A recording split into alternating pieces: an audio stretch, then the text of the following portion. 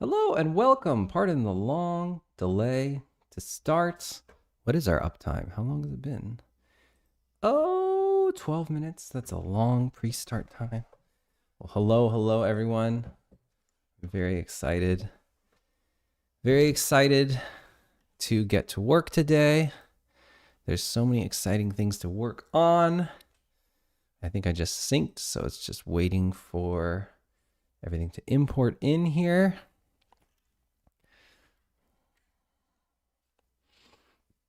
I'm going to start with the forest center.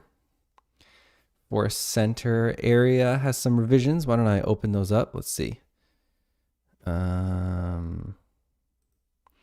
See temple interior. We'll be closing those. We'll be closing this. And somewhere in concepts. Actually, it might not even be a concept yet. Let's see.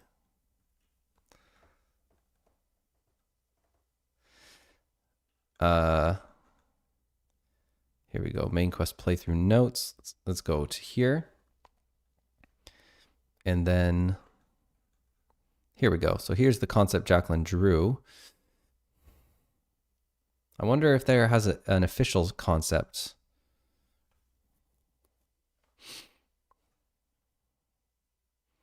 Because this is just going to be really low fidelity, pulling it from this document. Let me ask her 1 second.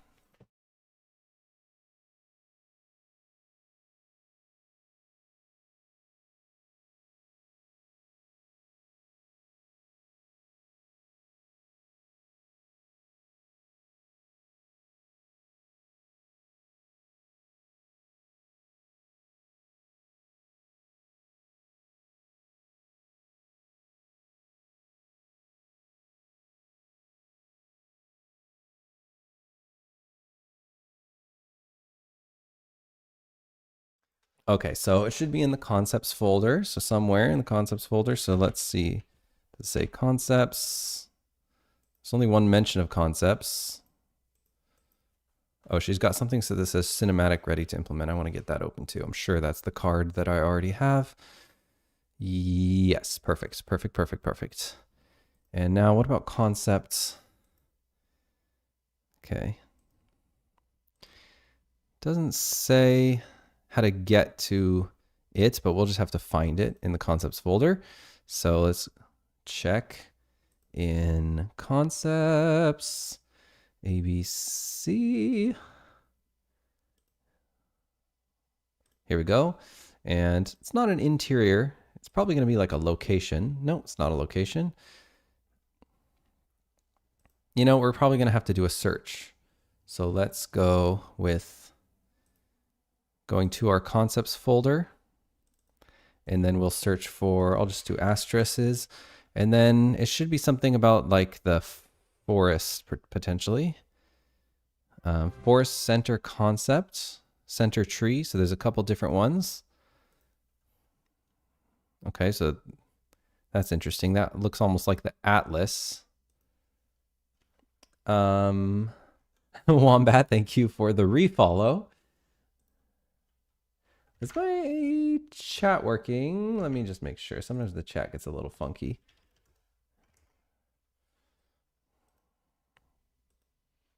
Yes.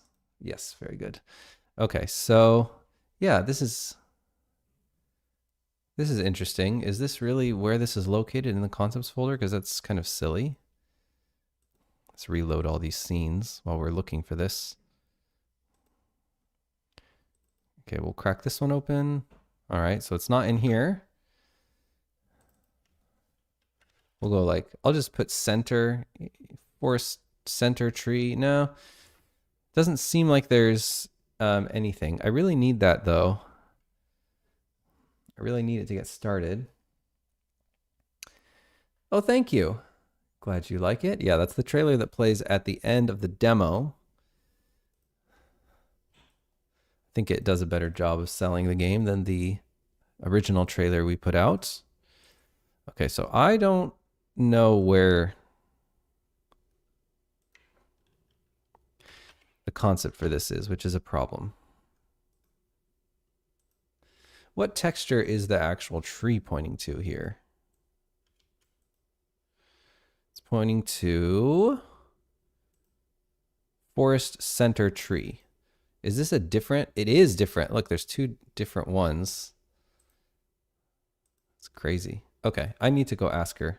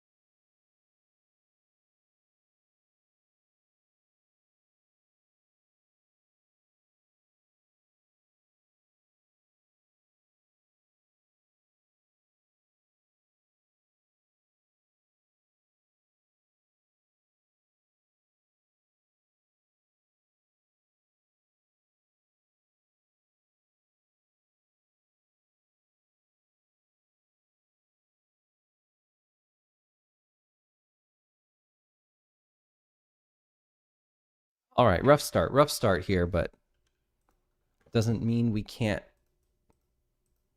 have a strong session still. All right, so Jacqueline just checked it in. It was just on her local computer.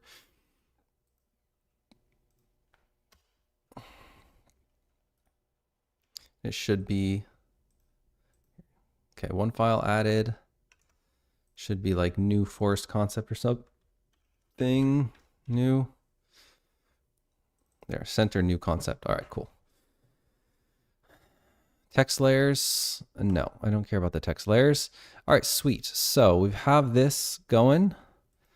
And all right, so I think that, yeah, she wants it this tall. Wow, this is, I love these little like steaming. Oh man, yeah, we got to put those in for sure. That looks way more awesome. So how are we going to do this?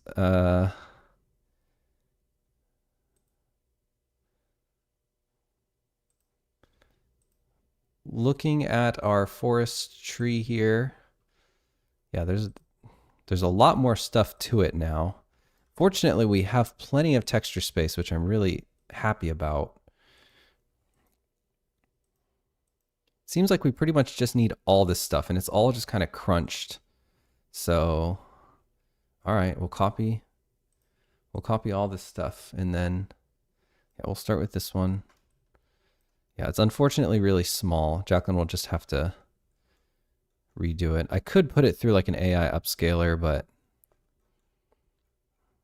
it's so sloppy. I think that's kind of a waste of effort.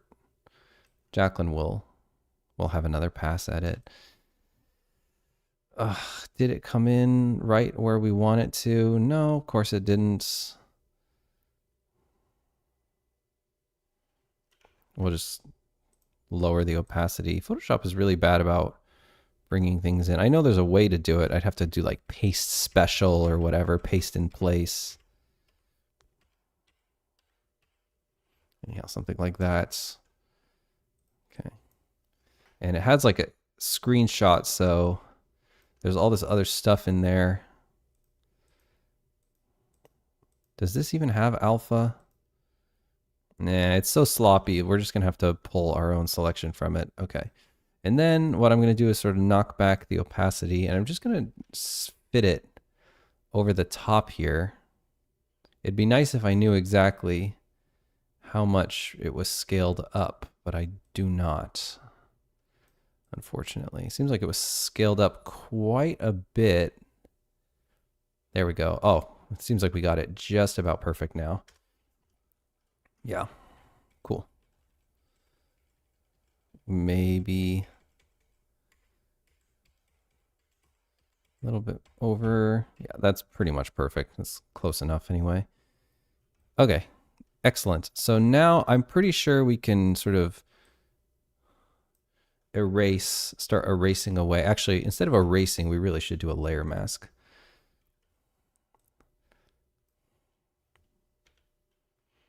So I will paint, just painting black over all this part. It's really just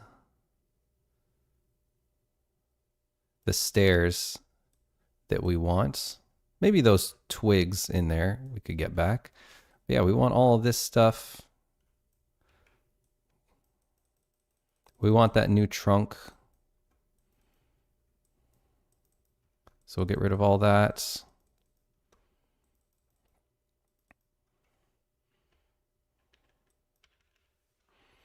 And I'll just see where that new trunk starts. Looks like right there. Okay, so we'll erase all the way to like here.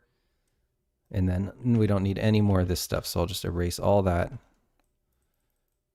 Just erase all this stuff. Don't need any of that stuff. Oh, there are some like roots out here, which I don't know if we want to keep. What does it look like? Okay, so we didn't have those before. I will also do a sort of color match on it. So it looks like ours is definitely more contrasty. So I'm just going to try to match, or at least darker, like that. And then seems like this one has a lot more blue in it. So I'll just sort of make it more red. pull it more in the yellow direction.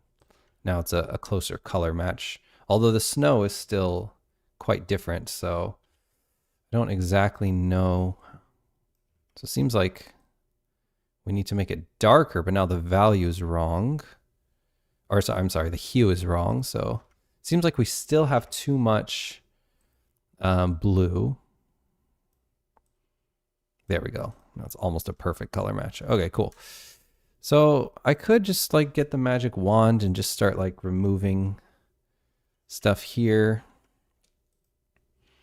Actually, yeah, wow. It's pretty wild down here. I'll just erase as much as I possibly can while preserving all the little bits. Like this should not be part of it because that's actually in the roots below and behind it. So all that stuff we need to get rid of. All this stuff. Just get rid of as much as we can to make this as clean and easy as possible. I'm going to turn the smoothing way down. Let's get rid of this crap. We don't need that. All that. In this, we still have the kind of stairs blocked in there very roughly. Okay, hers is significantly different. I can't help but feel like we did something very wrong here, which is a tragedy because, oh brother, what did we do wrong? I'm just going to merge this down. That's going to make it way easier. What did we do wrong? Phew.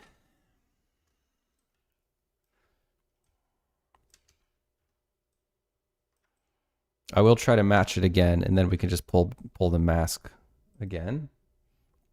Wombat asks, is the world map the same size in the full game as demo? The world map? Yeah, the world map is the same. That's just the world map.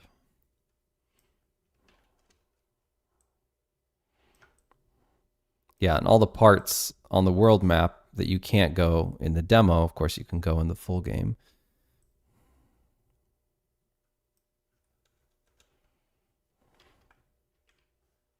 Okay, so I just want to line up. It just seems like something went wrong here. I don't exactly know what it is.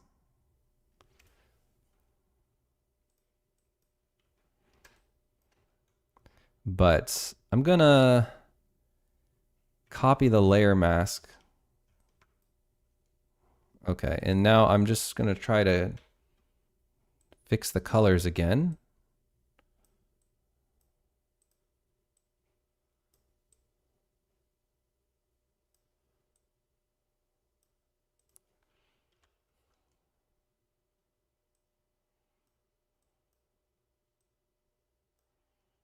Don't want to crunch those blacks. I feel like we're going to lose a lot by crunching them.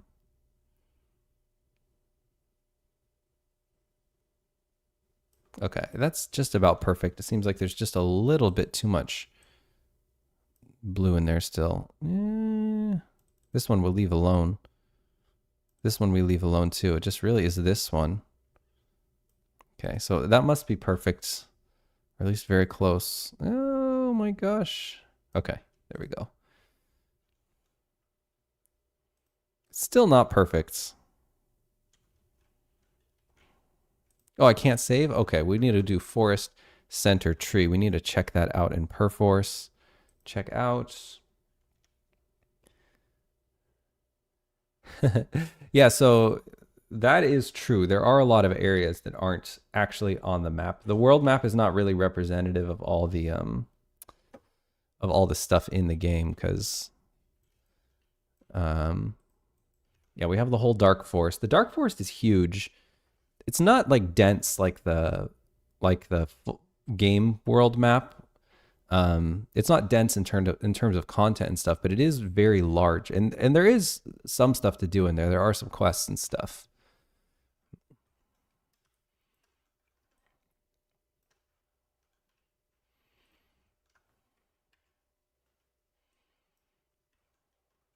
Okay, I'm just gonna untether the layer mask here and just move this down.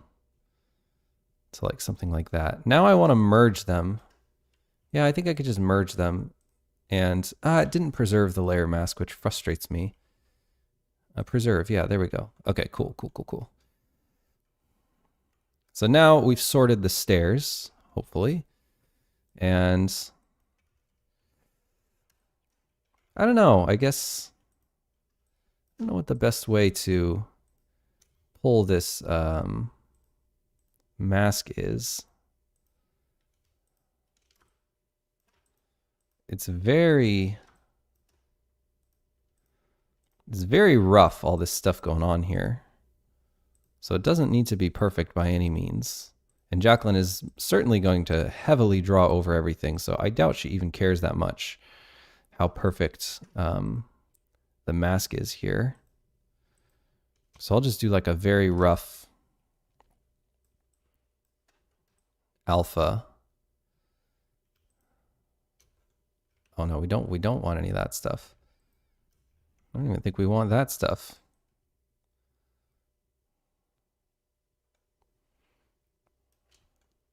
Okay. Now I'll add to the alpha. We definitely want all this interior stuff going on. So I'll grab all of that.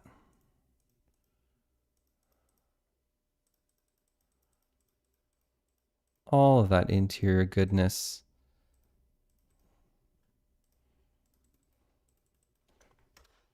Okay, that simplifies it. Now we can really get a better idea of what's going on. I will add all of this.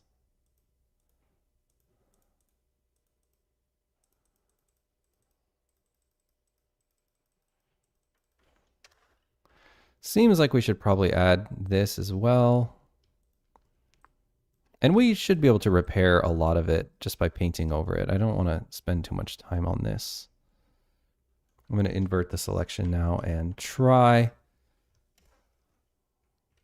I mean, that's probably good enough, honestly. Can like paint out this.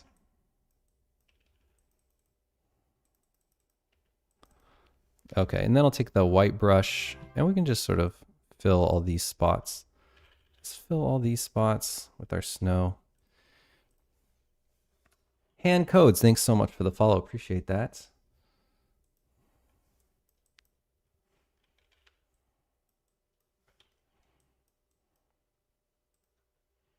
Oh, there's really no data here. I wonder why when I paint there, it doesn't... Okay, something actually has happened. There we go. Very rough stuff. I will paint all this as well. Cool. Okay, we'll get... We probably don't need that, honestly. So I'm just going to flood fill that with black. And then I'll paint black on the mask here so we don't need all this stuff. And I don't know how much of this stuff we really want or need either.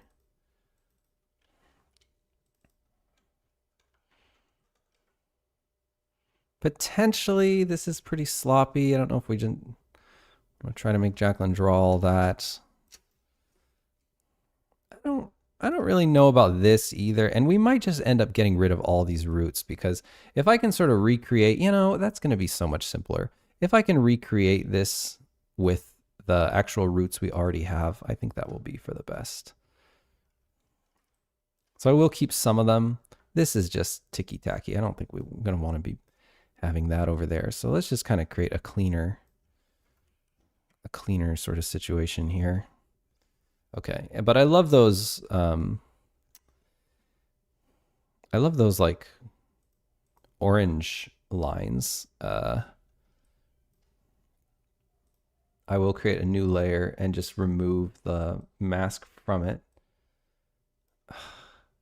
Yeah, that's just what I wanted to do, Photoshop. Okay, it's so random. Okay, delete the mask. And I just want to take these orange like magma cracks. Let's increase the tolerance.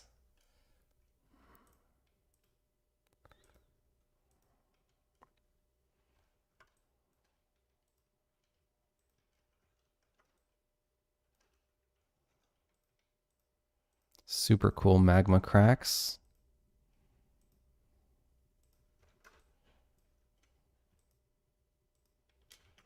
I think we can increase the tolerance even more to like 15. Awesome. Let's get all of these.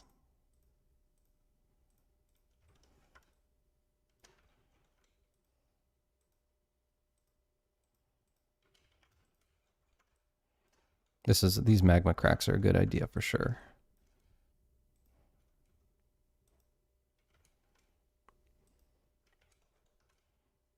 Grab these slivers. We'll grab all these too. And really, they're so rough. She's going to draw them all again, but we'll put them back in here.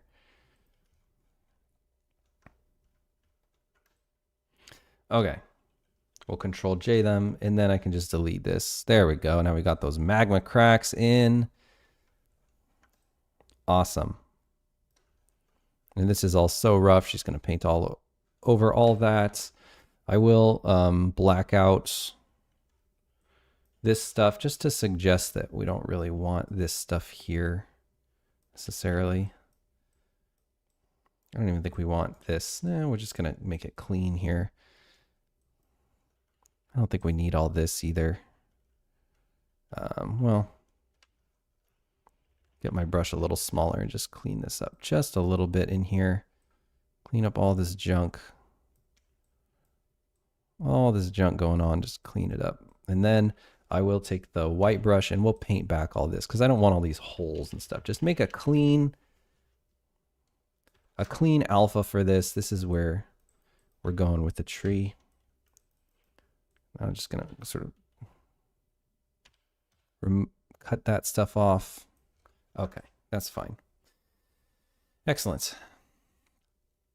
And then as far as these twigs in the front, I don't know. I don't know if we want those. Anyway, Jacqueline can draw whatever she wants here. I am going to get rid of these little spores, which are just here because she just extracted this from a screenshot. So just make sure to get rid of those. Well, they're actually snow. They're not even spores.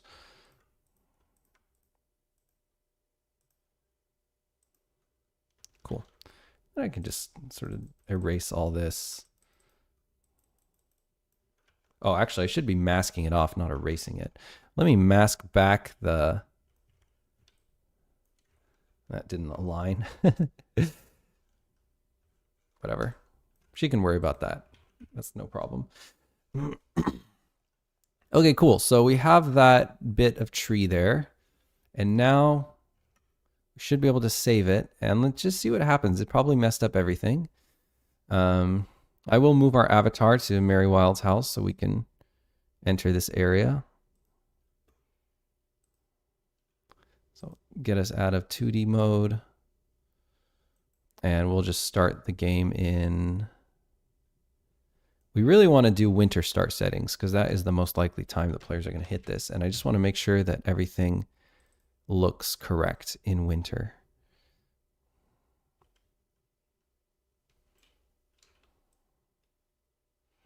To Mary Wild's house we go. And we'll stick our player right there. And then with the debug door, let's go test tools.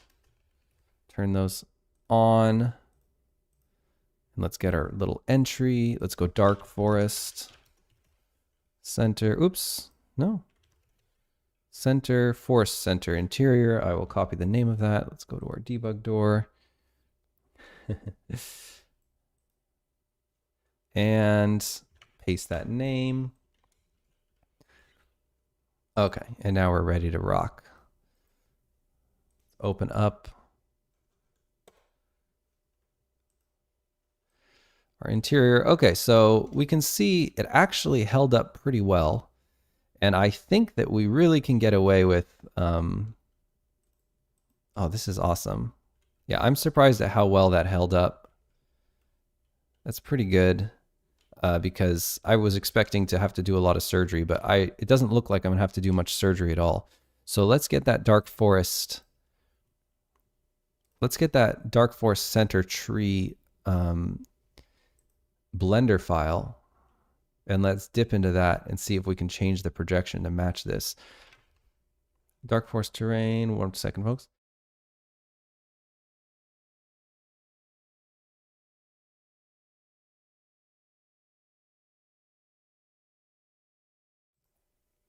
Okay. Hey, Saravati, welcome, welcome. Ambu, hello, hello. Welcome to the stream. Oh, thank you. Very kind. All right, rock on. Thank you for the support. Okay. We have not announced a release date yet, but thank you so much for the kind words. Really appreciate that. Okay. So here we've got dark forest terrain, and I'm looking for the dark forest tree, which is nowhere to be found. Did I just put it in dark forest terrain? Let's check. First of all, let's get the name of this projection. It's forest center tree. So I'll go into the outliner, and I'm just going to search for forest center. No, it's not in here. It's odd. Is there something called forest center? Oh, here we go. Forest center. Okay. So I'll grab all those Blender files and check them out, and then we'll crack open the Blender. Now we got 2 Blenders open. I'll close out of that one. Actually, we have 3 Blenders open. Let's close out of that one. Perfect. Now we're ready to rock. Oh, this is going to be easy. It's going to be easy as pie. So is this a perfect projection? What I mean by perfect projection, can I just look through the camera and actually, is there even a camera in this scene? Doesn't seem like there is a camera, so definitely not a perfect projection. That does make it a little bit trickier because we've got a lot of stuff here to finagle, but should be okay. So what I need to do is extend what we had, which is not nearly as straightforward. So I'm just going to have to extrude and then move on the local normal. We'll move down quite a ways. Better to have too much than too little. And then move this down quite a ways. And I will grab these new faces that we just made and unwrap them. They're all messed up. And then I'll just try to find... Oops. I'll just try to find their spot in the UVs and just stick them on there. Or at least get them really close. So here they're really close, clearly need to be a bit bigger. And as long as they're quite a close match, it shouldn't be too bad to just weld them. It's kind of silly that I have to do that. I would think that there'd be... I could run the re-unwrap, but the problem is that these cuts, you see how perfect these cuts are. I don't want to have to reposition those. So now I'll just grab all these edges and I'll just weld it. Easy. Okay, now we have plenty down here. I'm going to move it to another layer so that this annoying, whatever this thing is, isn't getting in my way. And now I can cut it again. And hopefully Jacqueline doesn't change the silhouette too much, but I'll leave as much room as I can to allow her to be able to.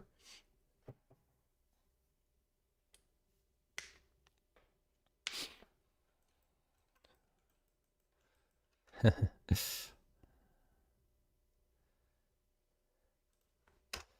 I think that tip is a lot for people to deduce, Wombat. I think it's tricky. Okay, so I'm just going to cut as much as I can down here to give as much room as I possibly can.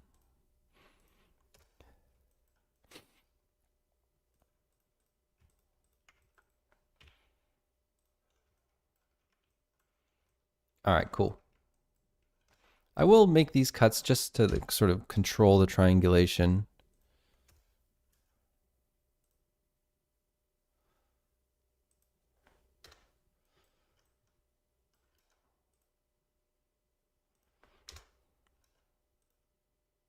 I don't like when it does funky things, and mostly if I try to cut again is when I get problems. So I find that if I add all these triangulations in a sensible spot, it just makes it a lot easier. There we go. Okay, so now if I grab all these verts and move them in the object's local normal, I think that's pretty much shouldn't change much from the camera perspective. So this should be just fine. We'll move these ones as well.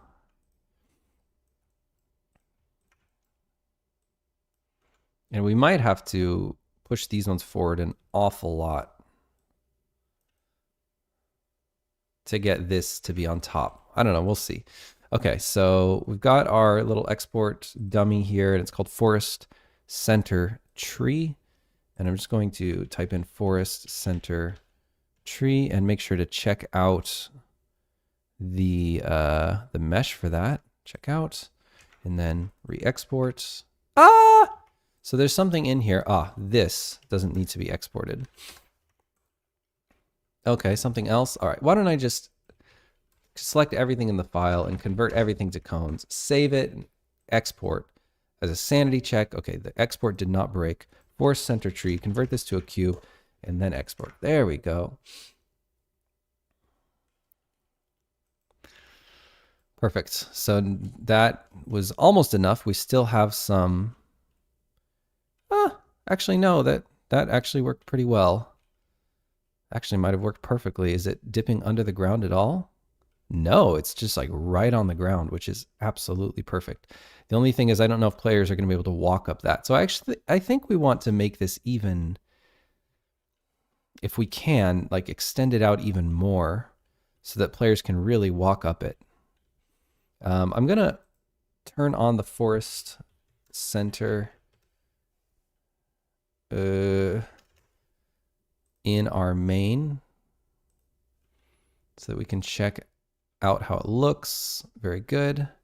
And then look at the concept and see that it is really over to the left. So that is actually how we have it.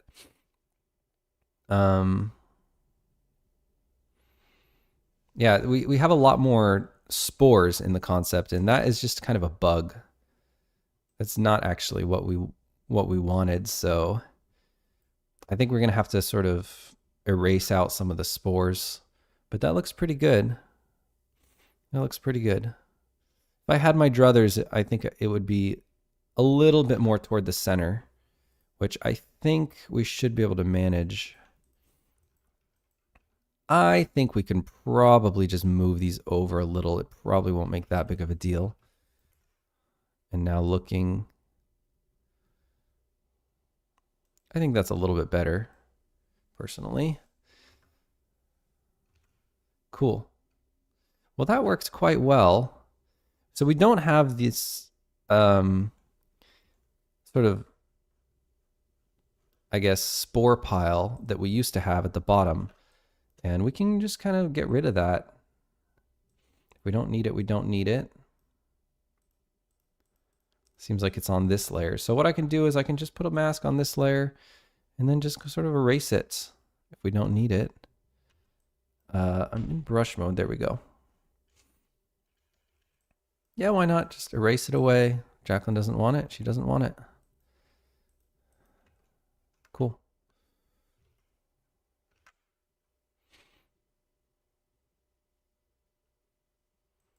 Look at that. Awesome. And if we wanted to add some spores to the top of these, we certainly could do that. Seems like we might want to do that in the texture, in the ground texture. I don't know. I don't know. We'll see. 2029.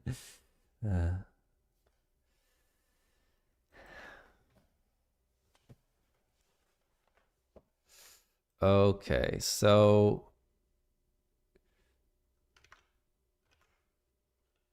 to get the Forest Center roots, we have Forest Center tree roots. We could do a Y projector which I think we already, this is already a Y projector. Use Y projector as snow mask. So technically, if we just increase the snow viz, then it'll always be spory on the top, as far as I know. So instead of snow alpha, like I don't really want snow, but I want the spores. We don't have a texture for that. But it is going to look just like snow, especially since this thing is in winter.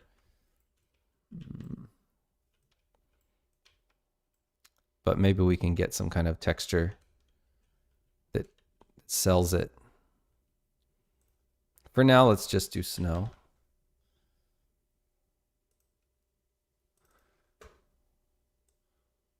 Okay. I can't see it at all. Here, Y projector. There we go.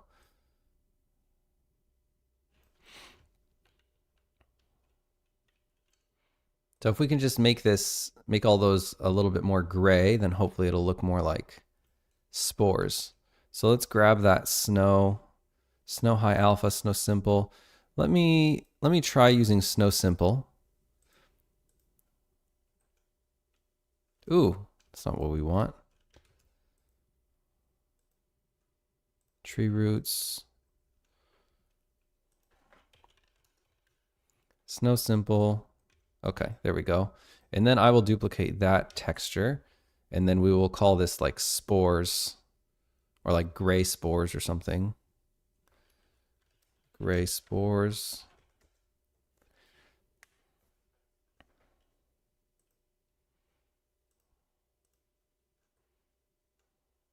We'll put that in, gray spores.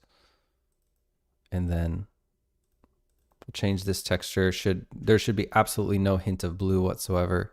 And then we'll just darken it.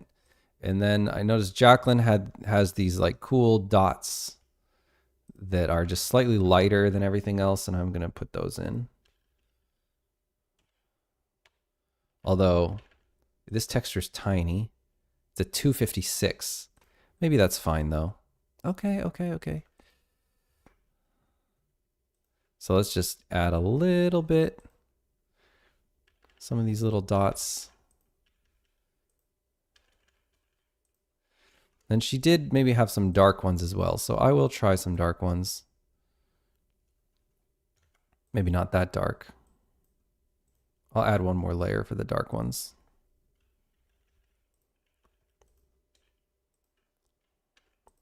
Okay, and I'm just going to knock back the opacity on these so it's very, very subtle. I'll do the same for the light ones, like incredibly subtle, like almost invisible.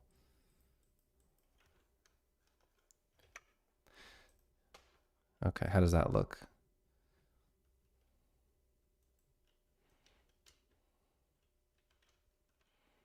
I think if we increase the tiling, it will look a little bit better.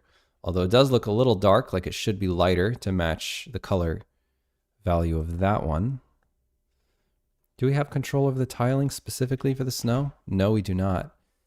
So that means that the only way to do this is going to be to double the canvas size. Then we should get double the features will.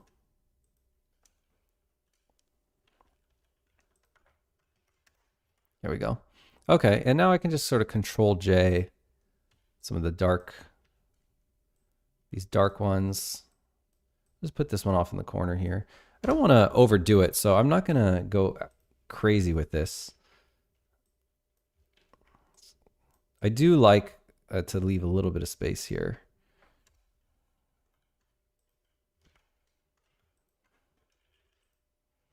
So that I can barely see, so I'm going to have to go a little bit lighter. Just a few.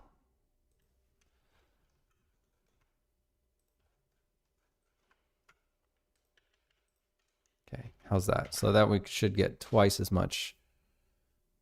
Ah, what happened? Oh, the alpha channel probably got messed up. Yeah. So this alpha channel, I don't know, just tile it or something. I don't know. Why isn't it snapping? Stupid. Okay, it's not working at all. Let me just redo it all.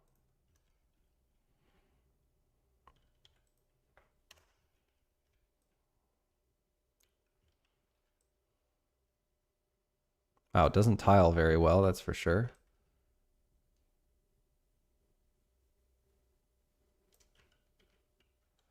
Okay, and then I'll just use the stamp tool to just sort of cover up these seams. There's no reason why we should have seams, and there's probably going to be seams on the edge too. And I really don't care that much about this alpha, so I don't care if it's perfect. I will do the offset filter, other offsets, and we will go 256 to put our seam right in the middle. And then it will tile. Okay. Just getting rid of this seam. And then these black areas are sort of repeaty, so I just want to get a kind of, there shouldn't be so much repetition in the thing itself. So I'm just trying to get rid of some of that repetition. So if there is any repetition, it'll just be down to the tiling, but we definitely don't want tiling within our tiling textures with the pixels that we're already paying for. Okay, that's fine. Oops. Control A, Control C that. I'll just name this layer alpha, turn it off, and then I'll paste this into the alpha channel, and then Control S it, and here we go. Okay, now now we've got some spore texture, and it is quite dark, so I should be able to lighten it up. I'll just lighten the whole backdrop. Just a few ticks. And then for the light spores, I'll set them all to 100.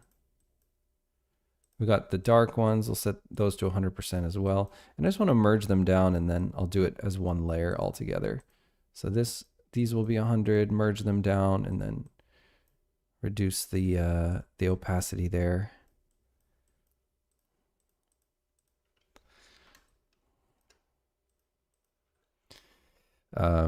Right, and we already lightened the whole thing, so I should lighten. No, actually, that's fine. That's fine. The dark ones I want a little bit less noticeable. Okay. Amazing Battle, hello, and welcome to the stream. Asks, what texture are you making? So this is a, there's these spores that are supposed to be taking over the forest, and so I'm making a texture that will, it's using a Y projector right now to sort of dust the tops of all the roots. It still looks remarkably blue. I guess it's because the whole shader has this blue tinge to it. There we go. Yeah, it really does have this blue tints. So I'm trying to color match the wood. And it looks like there's not really much we can do about what's happening with the alpha for the snow. I guess the only thing we could do is literally going into the alpha channel and just sort of reducing. That might actually help us. And I want less range here. I really don't want it to be like, I want it to be a pretty clean and basic thing where it transitions. I don't want all this like fringing and stuff. It makes more sense for snow or something, but for this dusting, I want it to be pretty simple.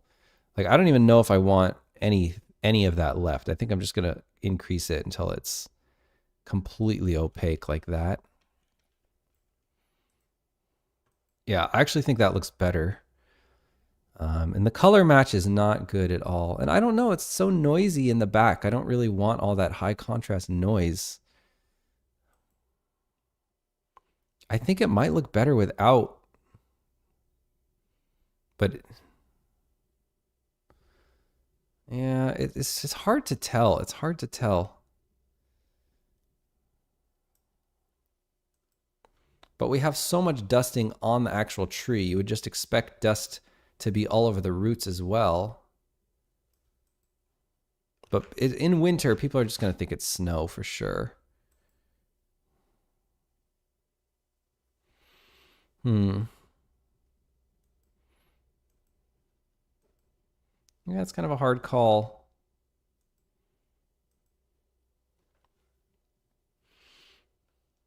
It's difficult to make subtle because the lower the more I darken the value, the more it doesn't match the dust here.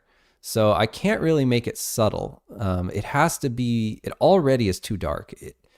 To convincingly look like this is the same stuff that is here, this stuff needs to be the same exact value. And actually, it really should have this dark shadow there too, but we don't have a good way to add that right now. So this is kind of the best we can do. Thank you, Amaze Battle. Appreciate that. Amazing battle.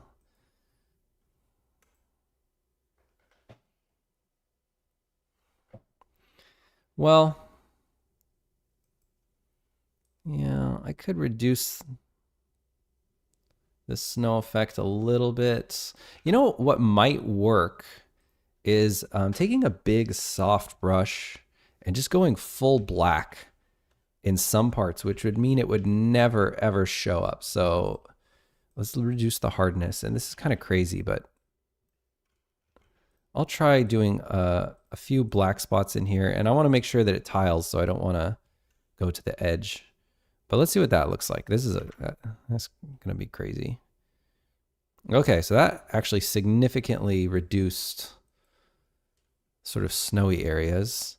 I wonder if we should just render difference clouds for this whole thing. Like, let's go noise, render, difference clouds. That's fine. And it should already tile because difference clouds just tile, which is nice. I'm going to blur it so it's just, well, okay. Let's put it all in range here. Squash it all sort of into the middle there. How about that? What is that going to look like? That looks kind of interesting, but kind of weird as well. We would probably need, let me do traditional clouds. How's that going to look? Render clouds. Okay. I'm going to clamp the top, and I will drag some of it all the way down to the bottom. Just basic clouds for the mask.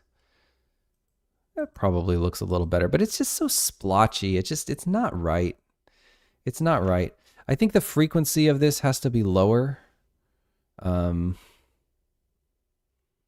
frequency of this pattern happening right here has to be lower, which I'm not really sure how to accomplish that. It already is pretty low frequency. I mean, this is just so splotchy and icky looking.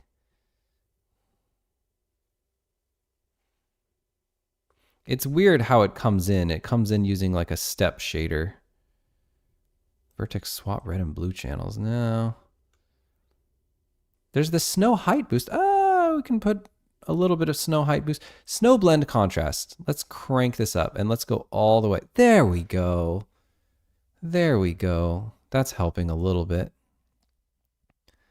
That's, I think, more like what we want. Oh man, this is tough. This is really tough. Ideally, we'd have like a lot of snow right toward the center and not much as we radiate out. But that's just going to be annoying. I mean, yes, we absolutely could do it. We could get that done. 1,000 ways to do that, no problem. But I just don't know how much time I want to spend doing all this stuff right now.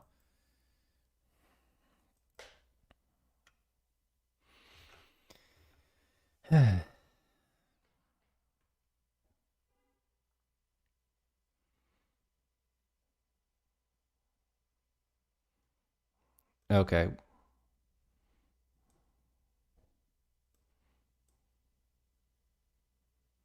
Yeah, it's like the softer I make it, the mushier it all gets.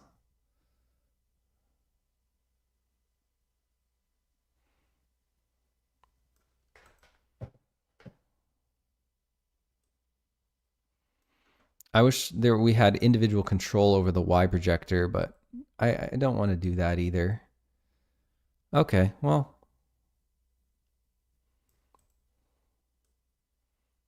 I guess I will just leave it on a little bit. It just looks kind of weird, but it does add a little bit of depth to the tree roots. But it's weird because it doesn't look like actual. It doesn't look like actual spore dusting like on the top of this tree. Let's run around though. So I'll turn this off and let's run around in there.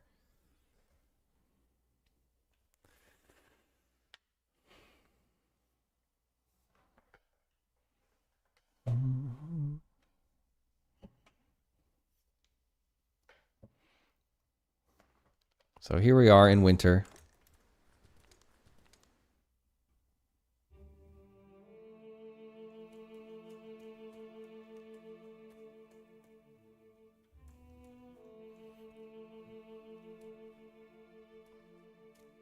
It looks bad.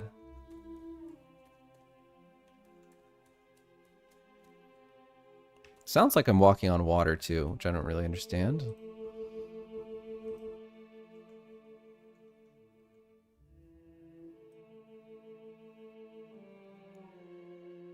Oh, it's because we don't actually have control over this shader. Right, because it is literally using the snow. Guys, we can't do this. We just can't do it.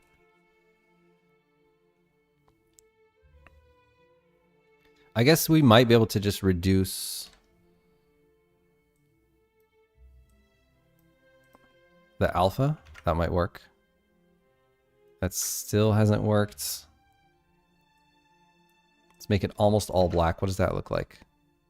Still doing nothing, which is weird. What if we just completely make it black? What would happen then? Still doesn't go away. It's odd. I wonder if I just need to refresh it. My cat at 3 a.m. Let's run around. Fortunately, I don't have any pets. Just children, which are so much more work. But I'll tell you what, if I did have pets and I had kids, I would get rid of those pets. I don't think I would be able to handle it. Because if I'm waking up in the middle of the night for a cat, oh no, no, no, no, no, no, no. No, no, no, no, no, no, no, no. My sleep is way too precious now that I have a baby. 2 babies. Okay, so yeah, it's weird. We got the alpha is not doing anything. Like the alpha is completely black. Let's go back to that shader. Yeah, burning that nighttime oil. Absolutely. I'm on the crazy schedule right now. I'm staying up all night so that I can care for our little one so that Jacqueline can sleep. So that she can care for him during the day. But caring for a baby during the day and trying to sleep at night is just death. I know some people do it, but your life is just living hell. It's just extremely, it's like torture, in my opinion. It's like sleep torture. Okay, so let's open that forest center.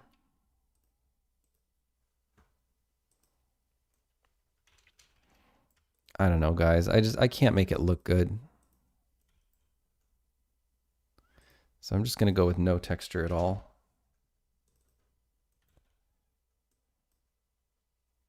And why is it completely white? What's going on here? Black, maybe? What's going on? Okay. What's going on? Snow factor viz. Okay. Oh, maybe we just need to turn it off. All right. It just doesn't look right. It just doesn't. Is there anything happening with the green here? Let's do red height boost. Oh, we might be able to get something done with this red channel here. What's going on with the green? Oh, the green. It's backwards. I would enjoy it if it were inverted. There's this vertex swap red and blue channels. I wonder if that would be useful to us. Let's try to get some spore action going on here. Gray spores. We don't want the black alpha anymore, so let's undo that. Have a sensible alpha channel. Okay. Okay. So now, and let's go back to the main view and turn on that forest center so we can actually see what we're doing. Forest center interior. Get a little visualization going on here. Okay, so now let's go to that shader and let's increase that height boost. Okay, we get some spores coming in. Go a little bit higher contrast.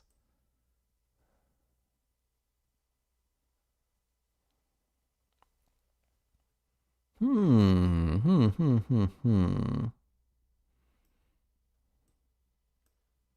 that's sort of like more what I wanted, but it's not really looking very good still. We just cannot get this thing going. I wonder if we have too much noise in the texture. Let me just blur the shite out of this. Too much noise in the alpha channel, I mean.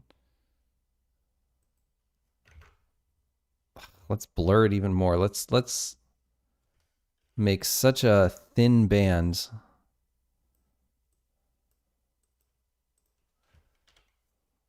Yeah, what about that? Okay, and now we should be able to knock back that boost. That's kind of more what I was thinking. I almost think that we should just go completely full gray. Like just no alpha detail whatsoever. What does that look like? That looks the best, I think, for our purposes right now. Yeah, just a little bit of dusting here, I think, to make it blend is correct.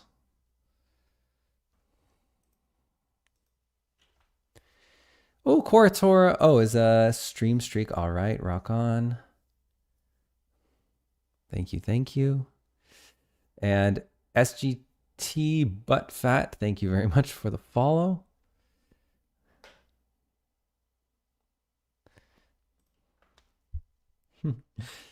What would you rather, the sleep torture or rather the sleep torture, I assume, or okay, or E-Shade DLC. Oh God. I at least during the sleep torture, well, I don't know. I can't really get, if I had to do the sleep torture process, I don't think I'd be able to get much done. I guess either way, I don't feel like I'm getting anything done because the E-Shade DLC is not going to make any money. Tough call.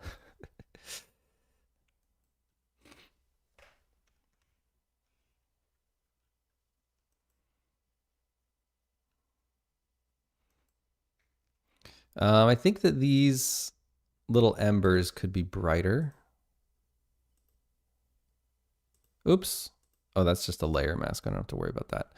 Here's the embers right here. So let's go embers. Oh yeah, they definitely could be brighter.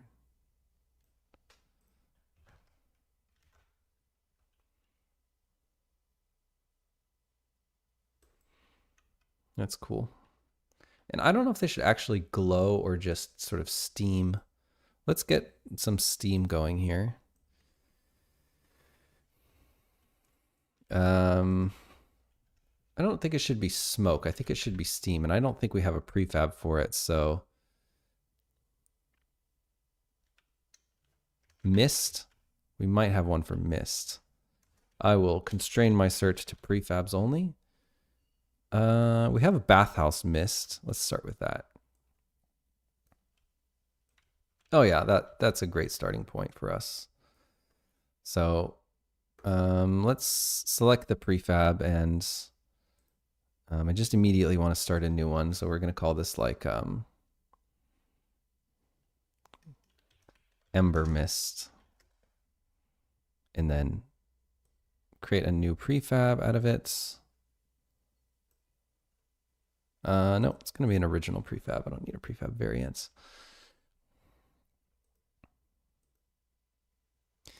All right, so we have, first of all, we want to make it sort of smaller. That's easy enough. And then I want to make it rising. So I will do like a velocity over lifetime. And currently it says it has a bit of Y velocity. It doesn't look like it though. Oh yeah, there we go.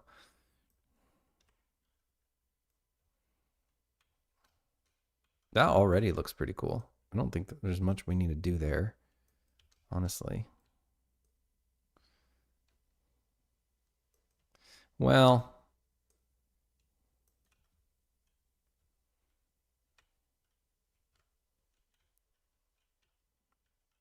somehow we want them all to start in a more similar location. So let's look at the, okay, they're always billboarding toward the camera, so that's good. Let me make this a really tiny, honestly, an edge, I think would be a better emission shape.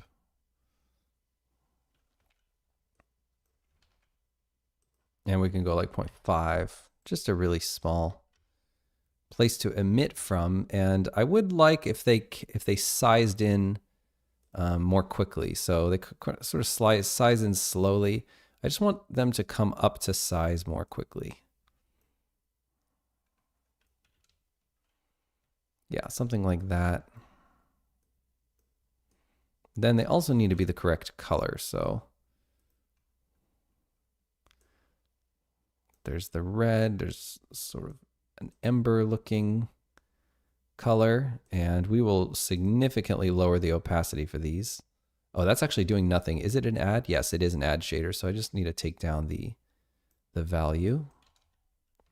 Oh, there's some kind of color over lifetime happening as well, which is interesting. Yeah, there's a color over lifetime. So it starts at black. I see. So that's why they look kind of green when they come in, which is weird. So we want the color to start at, if we keep the hue, I don't know where that green is being introduced, honestly.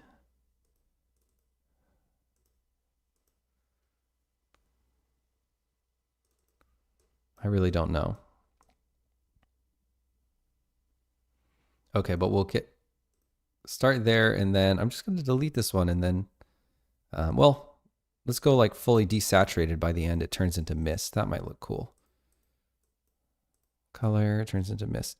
The problem is it's turning green, and I wonder maybe if that's the shader. Oh, well, that looks really freaking dope. That looks awesome. I don't know why it has that green starting out. Let's take a look at the render. Bathhouse mist. So it's pretty gray, so I don't understand where the green is being introduced. We have a start color. Unless there's some kind of randomization happening. Size over lifetime, rotation over lifetime. Noise. I don't know if we need noise for this. Let's keep it simple. I don't see why any weird colors would be being introduced here. Very odd. Walmart says there's a bench in there that gives you 1 XP when you sit on it. I think it works daily. It's the same. Yeah, it's not just the bench. It's actually the any bathhouse amenity that you use, you will get XP for using it. That's the bathhouse is supposed to be like a restorative place. If you go in there once daily, you go in there and if you remember to use it, then you get a little bit of an XP boost. That was what we were thinking anyway. Look at how many weird freaking colors are coming in. Why is it like this? What is happening here? There has to be some sort of color randomization. There has to be. What can explain the colors? If I turn off color over lifetime, okay, so there's all the color is gone. It's definitely doing some weird color stuff. Blends, fixed. Well, that sort of fixes the weird color stuff, but It's so odd.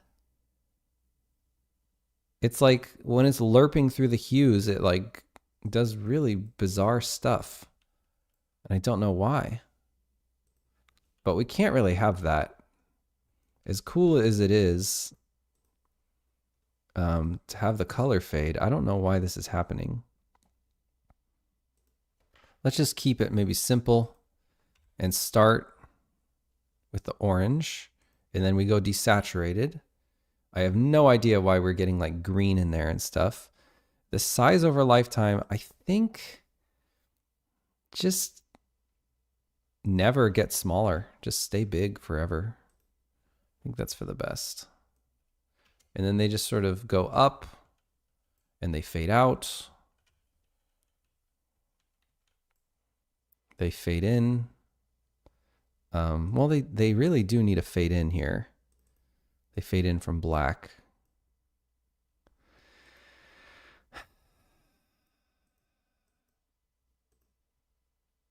I don't know. I don't understand why this is having such weird results. Color over lifetime. It looks so cool for it to fade like the gradient, but it's just not working. And we can't have all these funny colors. So I guess we just won't do it.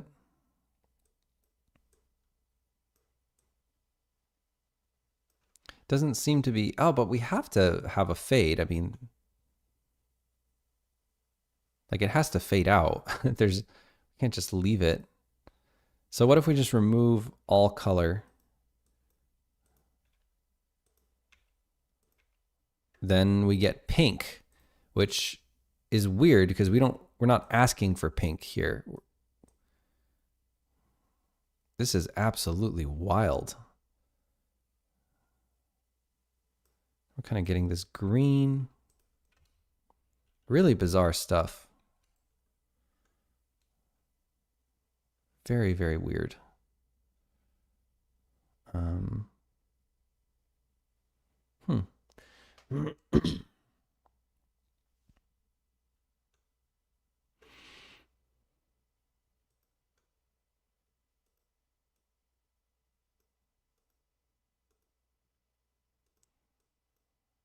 It's got to fade out and it's got to fade in. Well, probably doesn't have to fade in, but it should fade in. And I don't know why I have to tolerate it being green. Doesn't make any sense to me. Very weird. And then it goes to green again when it fades out. It's absolutely madness.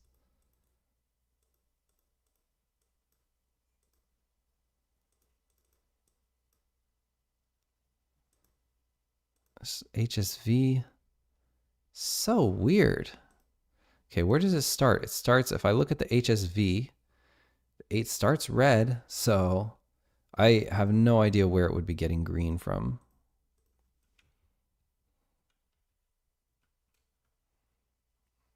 Wacky behavior.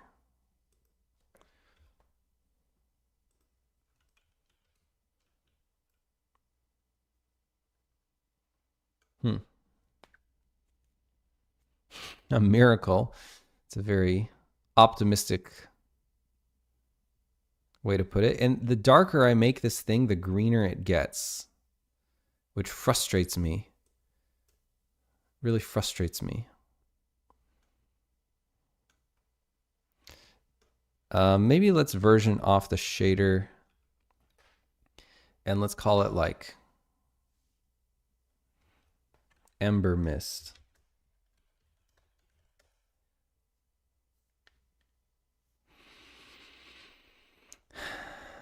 And we'll use that Ember Mist.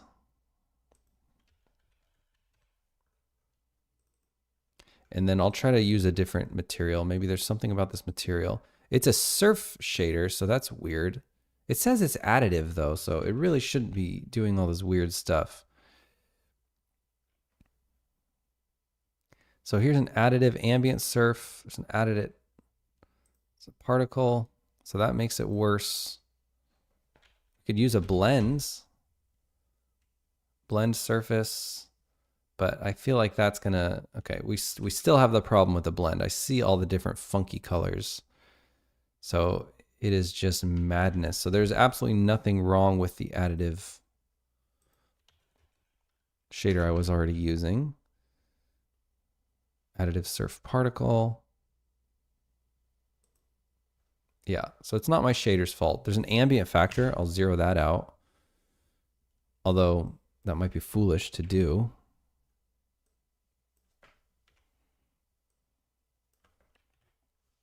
But that doesn't seem to be doing the thing either. Let's see. Okay, shape is fine. I don't know what we would be introducing here. What is this? Apply active color space. Okay. Well, I turned that off and we seem to be getting less weird results.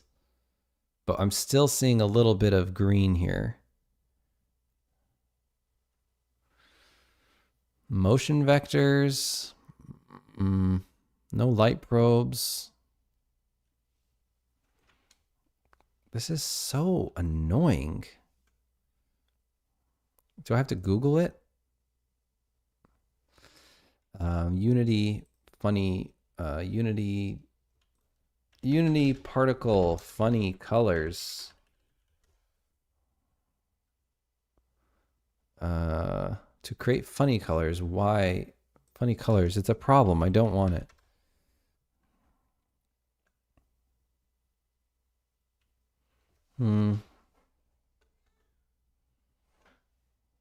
Let's see if somebody else had this issue. If you add yellow and blue, you get green.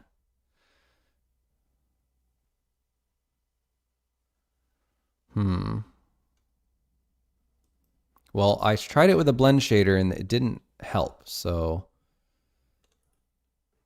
it's just very strange. I cannot figure it out.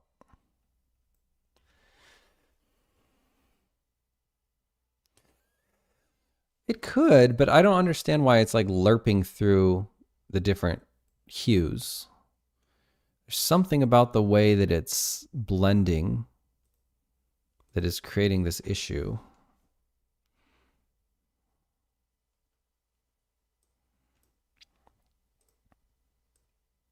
Let me try going completely orange, and then when it starts, I'll make sure that it has a very defined hue, but just make it very dark orange.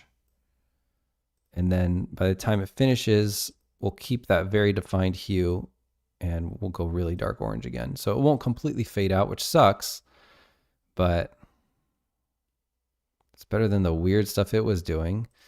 And now, and then the second I tried to, it's so strange. And it's like the darker I make it, the more of an issue this is. And I don't want it this saturated. I guess that looks kind of cool, but I don't like all the green that's coming in.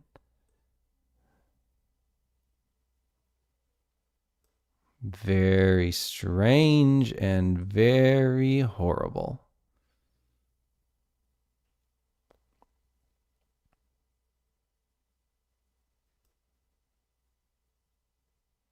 Super odd.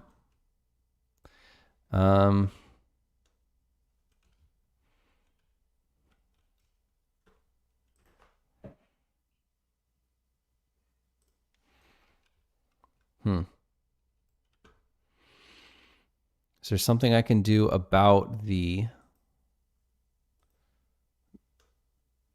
No, nothing seems to be... There's nothing that would cause this. I've never had this issue before. I mean, I've done all kinds of particles.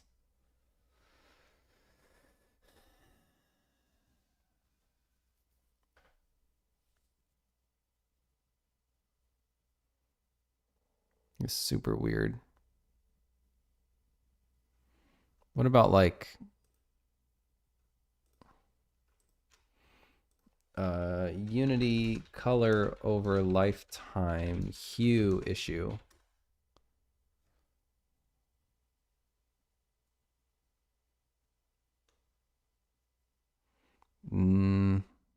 Doesn't seem like anyone's run into it.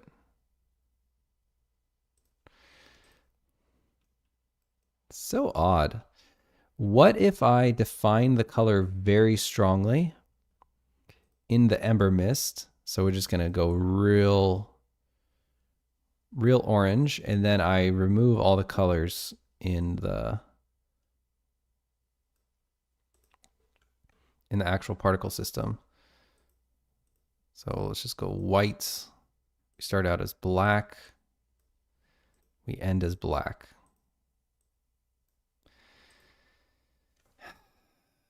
Okay, well, that seems to be working. And it's not as cool as the cool gradient fade, but we're just gonna have to roll with it because nothing else was working. So that's gonna have to do for now.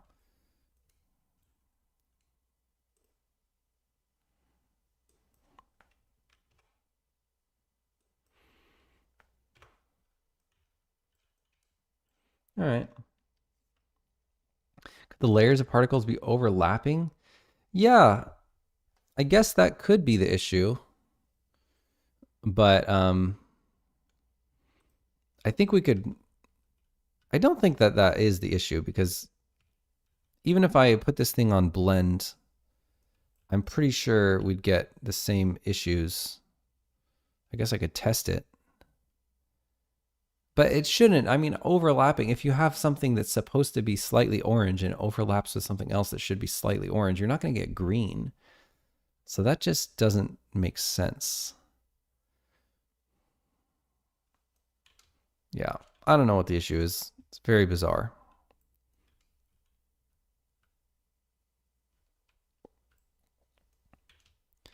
Okay, anyway, let's apply that. And then I'll put a couple more, like one over here.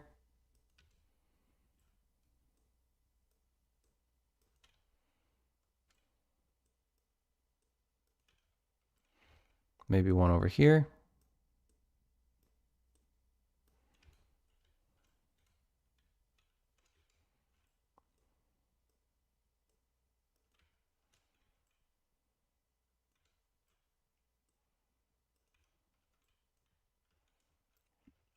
And maybe one over here, although it's getting a little intense.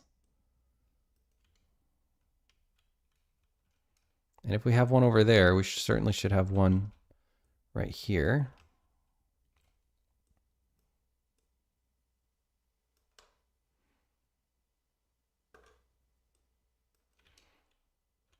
Okay, let's see what it looks like with all these burning ember particles.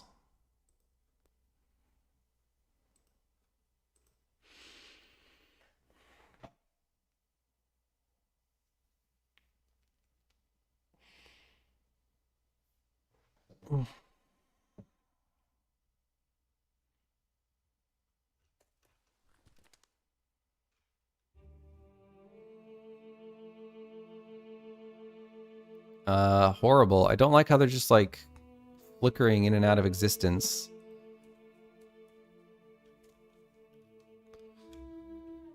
What can we do about this? I can maybe subdue them all so they're not quite as bright. We still get this nasty flickering though. And they're all pulsing at the same time, which is making it worse.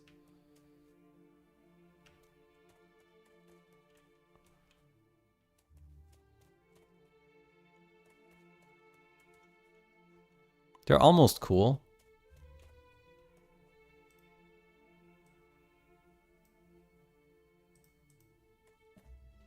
Okay, I turned them down so much I can barely see them. Probably if I turn down the amount of particles, it would perhaps reduce the chances of whatever weird flickering stuff is going on. Just having so many issues with this. Normally this is so easy. I would think this would be like the easiest particle in the world to pull off.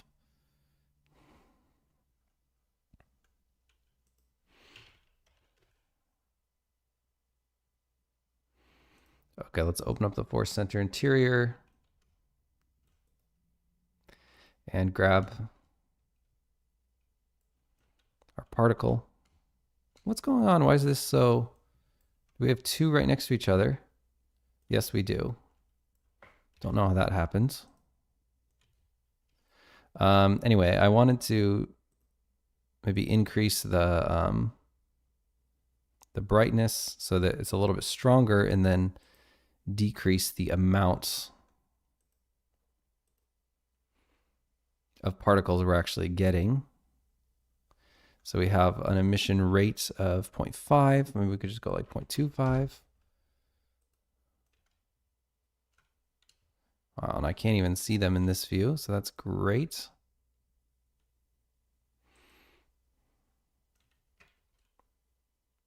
And I also want to change, wow, we've got a 60-second duration, which is crazy. I want to make sure that there's some sort of random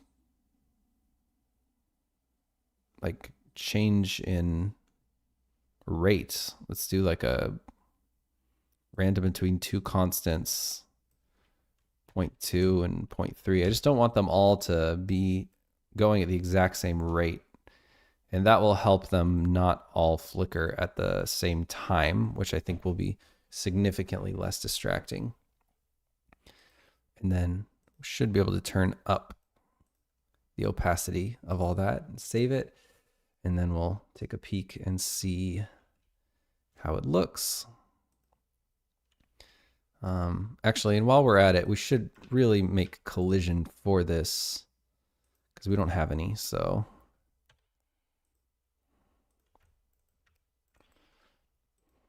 I'm going to duplicate this because before you couldn't even get up onto this, and we want to make it so that you can get up onto this. So let's call it fizz, and then make this 0.4, and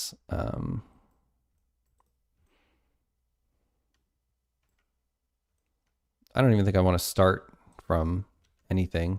Just create a cube, and then we'll make sure that cube has some kind of material. Call it fizz. I'll just give it a blue color. Why not? Okay. And I'll move the bottom face to 0 in local land. And we will start our ramp here.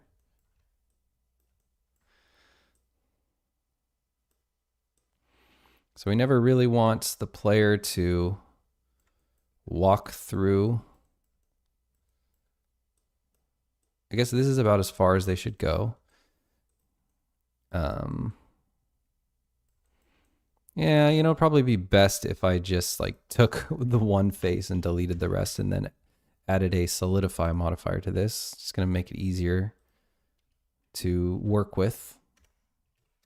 There we go. And I just want to make like a ramp.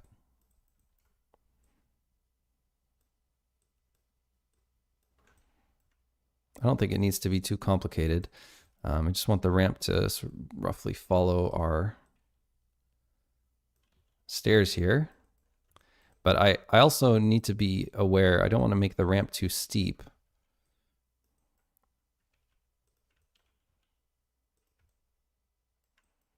We want to give a little bit of space to walk around up here.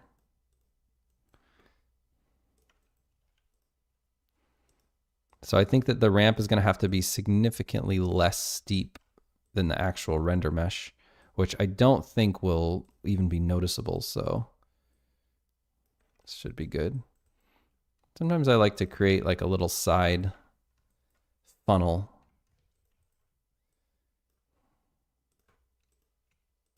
So that no matter where players come up at, they're always going to be able to get up onto this. I guess I'll leave that. Well, I'll create one more little side funnel, so in case players want to get up from this side, they'll be accommodated.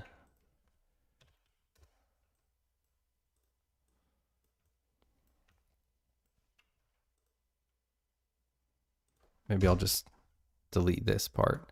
And we do need to make some walls for all this, so Now I'll grab all these edges.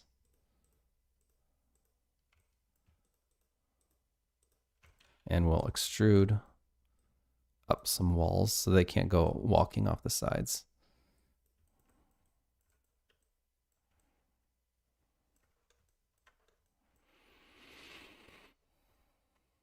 That might be too steep for players to walk up, but we're going to find out. So I'll just make sure to parent this and then export.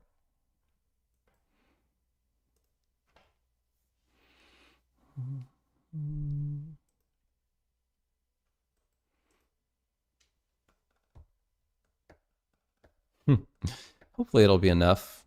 The player step offset is very small. And I don't like to make them too tall because then sometimes we get issues where the collision is the walls are interfering with interaction, the interact raycast. But we'll see if they're tall enough. Add a mesh collider and let's get our fizz.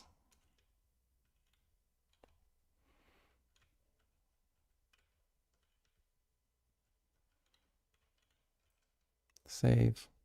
It also actually, it needs to be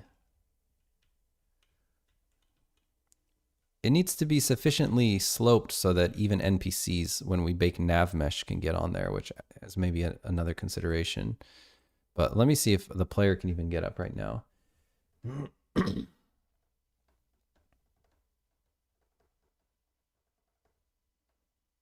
Oh yes, when you walk down, that might be an issue. Let's see.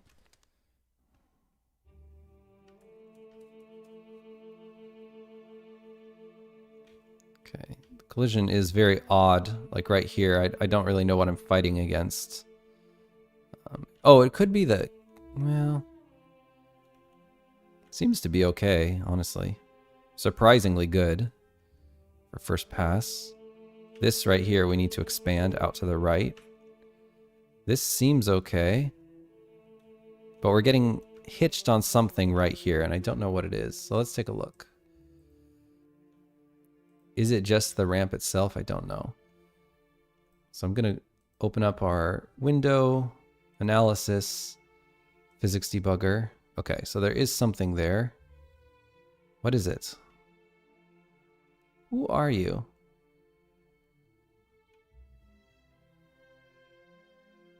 No idea. I'm just going to have to start deactivating stuff because I just have no idea what it is. I'll just select all this stuff. So it's not in that group.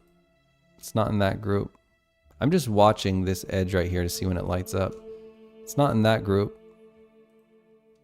Not in that group. There we go. It's somewhere in here. It's swamp earth walls, so we're gonna have to edit that poly shape. Swamp earth walls. Other than that, the collision was actually really good. Crazy. Swamp earth walls 1.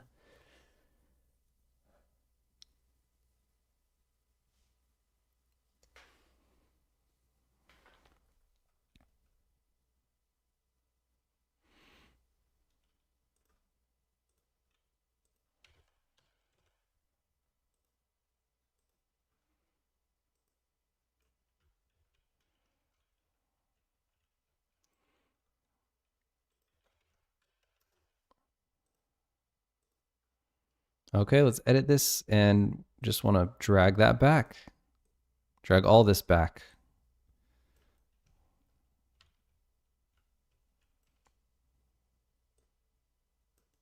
Cool. Save.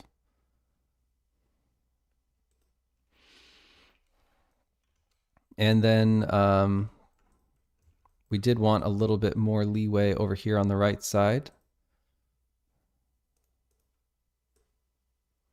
Just to go that way a little bit. And maybe a little bit more leeway here as well. Other than that, it was pretty awesome. The collision seemed pretty great. I'm just going to pull these way back so that You just can't walk back there. I'll widen it out a lot.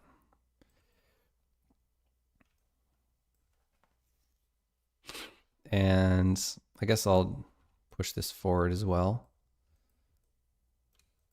And maybe, well, I don't know about that.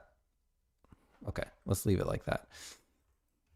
And I don't know if nav mesh is gonna, it seems like it's gonna be a little bit tricky to get the nav mesh to bake in there, because it is awfully tight squeeze. So I wonder, could I just expand it all out like that?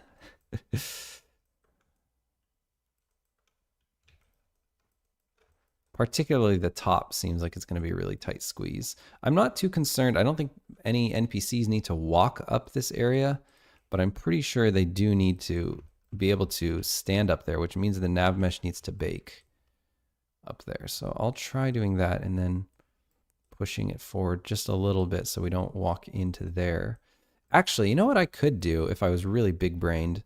I would just completely flatten this area out.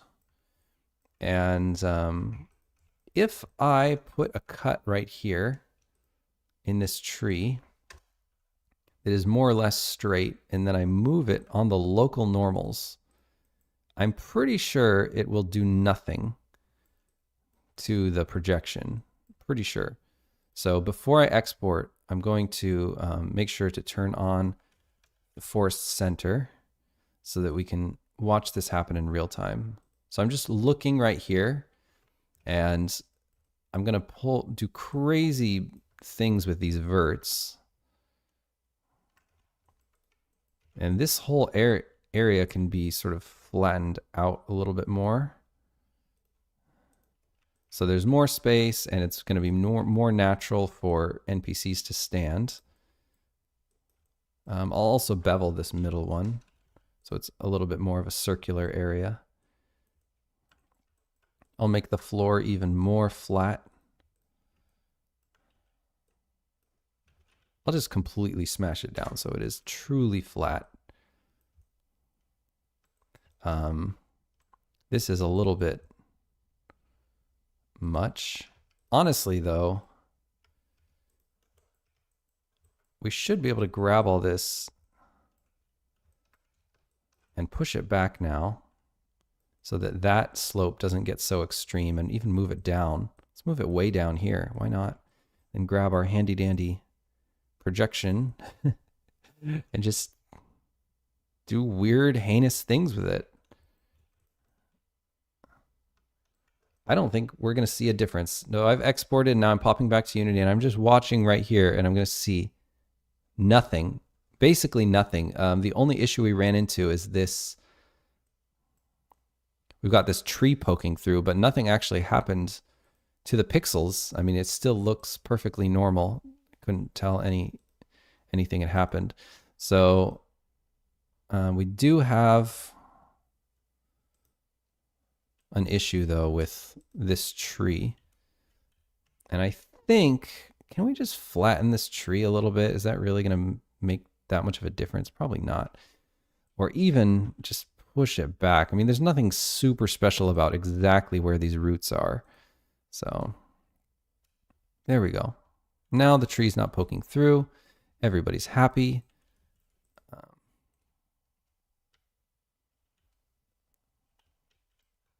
And let's save that. And I don't know for sure if the nav mesh will bake. I'm pretty sure it will, though. I think that's enough space for the nav mesh to bake. So we just need to test the collision now, how it feels to run around. So let's try it.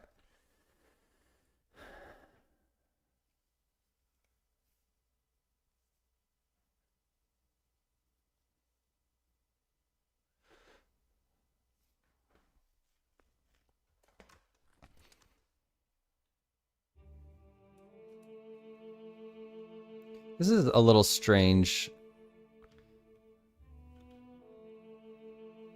Like, there should be more space to walk here on the left. So I don't know why it feels wrong. The left side feels pretty good. And we really have a lot of room to walk around here, which is cool. I think we can give ourselves even more. And the right side feels almost good. It gets a little bit tight in the middle there.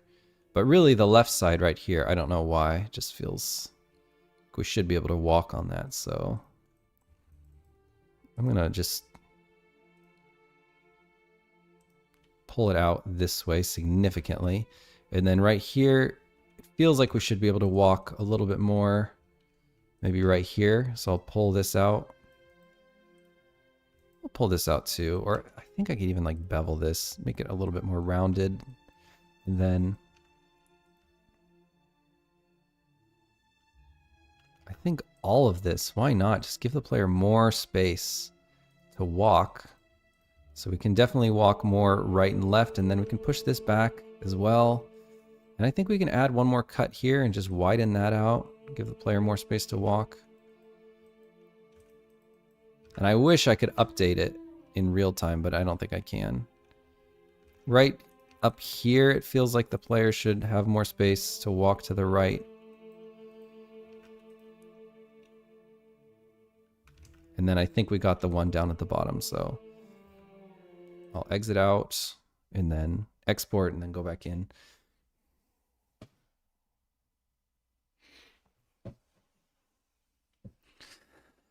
That's looking really low res, but I know we also upscaled it, so it should get significantly sharper after Jacqueline has a pass at it. I'm going to export this all.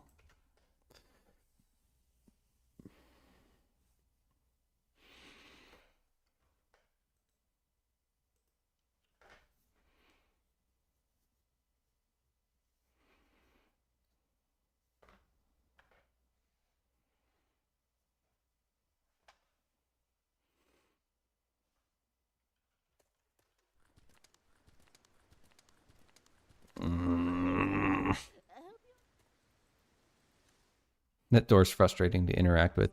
However, it's not a door that you are supposed to interact with anyway, so I'm not too worried about it. There is something here that's stopping me from going up, but maybe it doesn't really matter.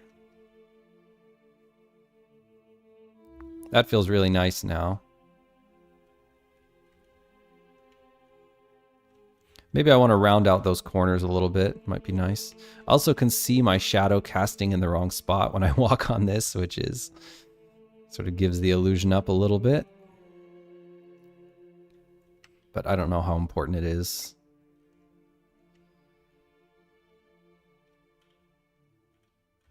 Still feels like there's this spot right here that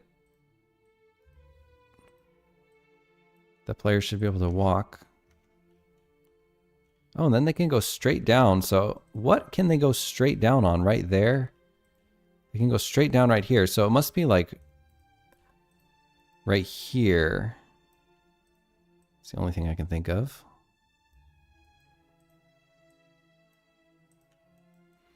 And then we will maybe bevel these a little bit, or really just bevel this entire edge. I think that will feel a little bit nicer. I just wish I could export, but of course she's gonna fall. Yep, I knew it. Hey, am I gonna get back up on it? No, nope. Unity cannot load a mesh again, which is interesting. These embers don't look that great, but it's okay. You just leave them. It's fine.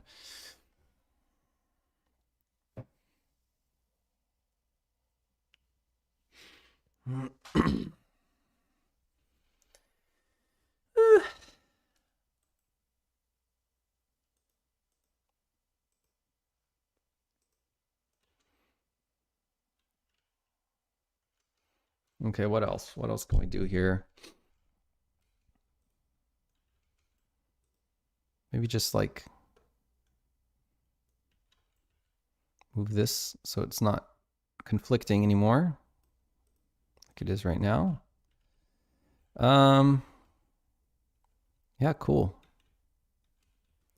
Very cool.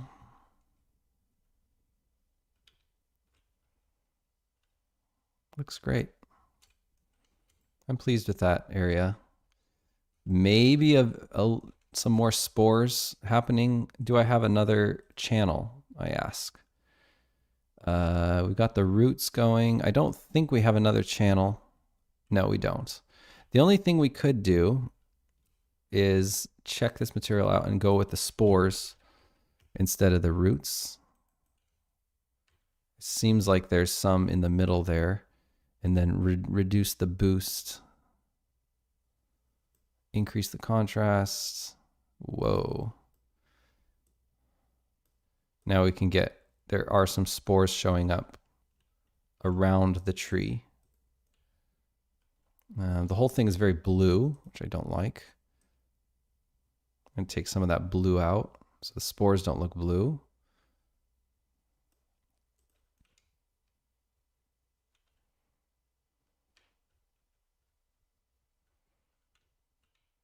That does make the spore settle a little bit better.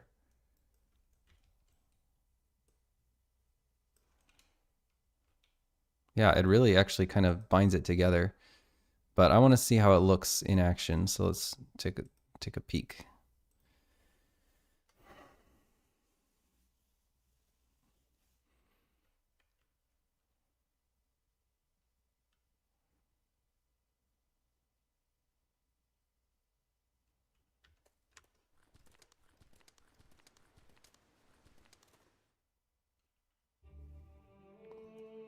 No. No. Doesn't look good. So I want it to be like it was before.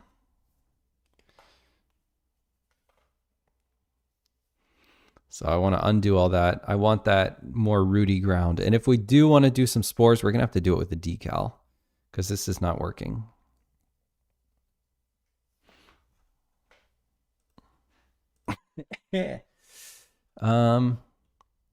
The Lone Ranger, thank you for the follow. Appreciate that.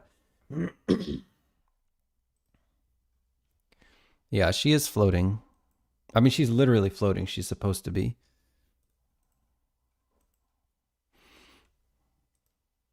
Okay, so let's revert this material. Revert. And if anything, we just want a little decal. So let's go back into the center.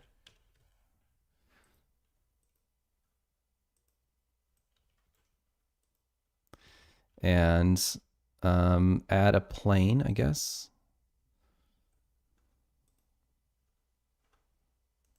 Add a 3D object, a plane, and I remove the mesh collider. And we need a new decal. Also like to use a plane replacement mesh I made. I don't know why Unity plane has so many subdivisions, but it seems a little wasteful, and they add up. If you have a lot of planes in the scene, like we do, we have planes everywhere. And I'm just going to float it a little bit to prevent the Z fighting. And we got to do some kind of decal. So here's a Mel Shell seam decal. I'm going to duplicate that. And we're going to call this like spore dust decal.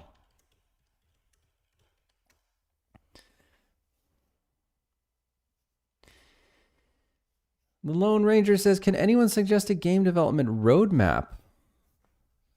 Ooh, that's tough. You know, there's a lot of different ways to do it. Some people like to prototype really heavily, and then only once they have a fun prototype do they like to proceed with production. Some people like to start with the map, which is kind of what we do. We like to start with the world, with like some parts of the world map, and we like to start with quests and stuff. There's so many different ways to do it. Some people like to go more art heavy at the beginning. Some people like to gray box absolutely everything before they move on to art.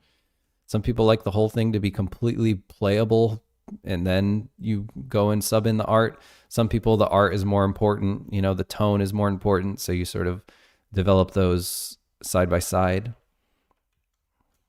So there's really too many ways to do it. I think the important part is just to dig in and just try to make stuff. Cortor says, can you explain further? Oh, is it talking to the Lone Ranger?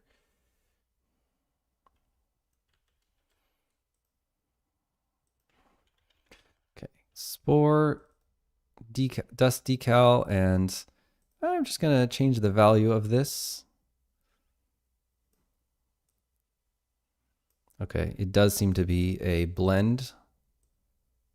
So there. there's the spores. Pretty simple. Just a little bit of a gray. And I think that that's all we really need. I'm going to just make sure we're not casting shadows.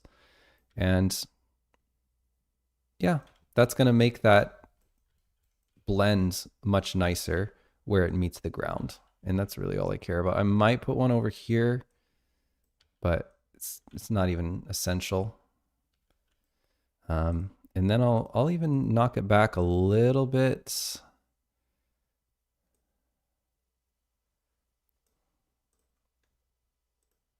Okay. There. That's pretty much all I wanted anyway, so that works great for me. Now, I wonder if I should play the quest. I do want to see what part the cinematic starts. So I'm going to go into the start settings and see if we can get this going. That would be exciting.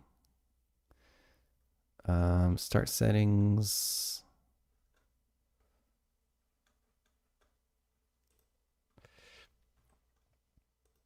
We've got about to enter Tangle Knot and meet Nettling. I think that this is it, day 46. Tangle Knot time. This is all spoiler stuff, by the way, guys.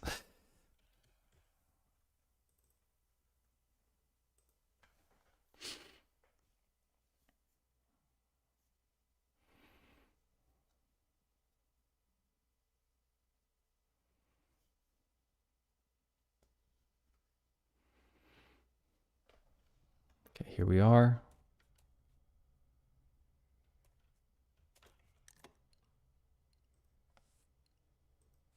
Oh, I'll turn the game out of Japanese mode. Oops.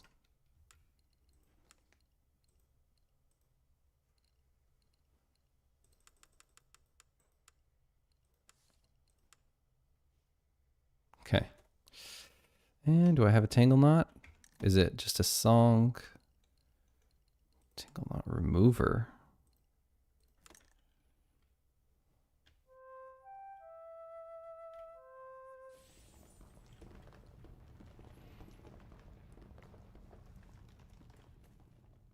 Ooh, ominous. Very nice.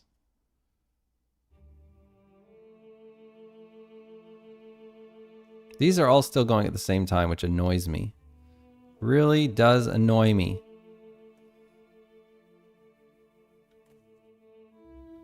Is this how we meet her? We have to go up to her and then talk to her, right? Okay, we got a null reference exception. We can't talk to her.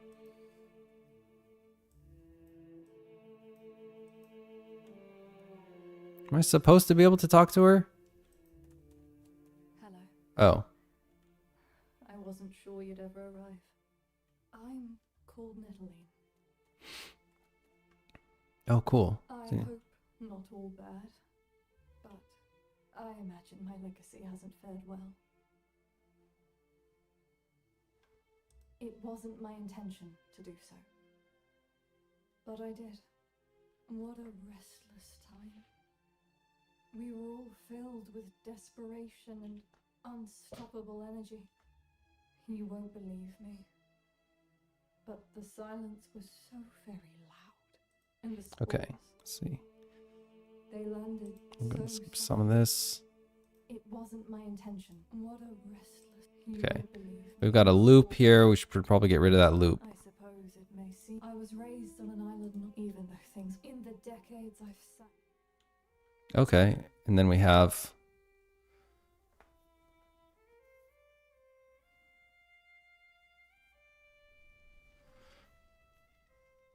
oh, interesting. All right, so we already have a cinematic in place. We just need to swap out the slides. What conversation? This is called 9 meeting Nettling animatic. So I need to go look at that first thing. 9 meeting Nettling animatic.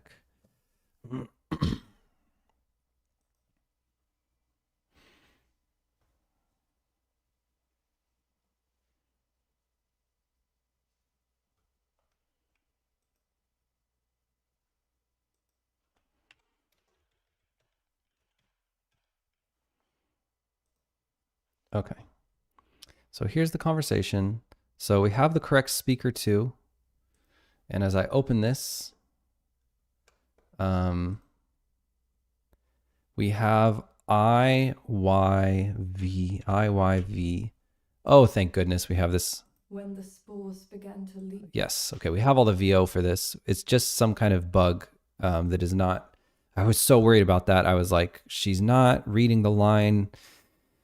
Oh, it's so scary. It's so scary. Voiceover is really, really, really difficult from a data perspective, like especially when you have such a massive game and you have so many. We have 160 characters in this game that talk. So that's 160 different, not different voice actors, which actually makes it even more confusing because we only have 50 voice actors, and many of them do multiple roles. And you just have to be really organized with your data in order to, give everyone the correct scripts, and then they record them all. And then we have an audio person who cuts up all the takes and makes them into the final production audio clip, and has to name it this very unique name ID so that it knows which clip to pull. It's really very complicated, and it's so easy to set the markup incorrectly so that you have maybe one conversation that is not pointing to the right NPC. And everything works fine when you test it without VO, but then you realize that those lines weren't in the script that you sent because the markup wasn't correct. You didn't write the name in one of the fields or something, and it has just been a nightmare. Anyway, so everything is good there. Let's go to the forest center and find that. Find that animatic.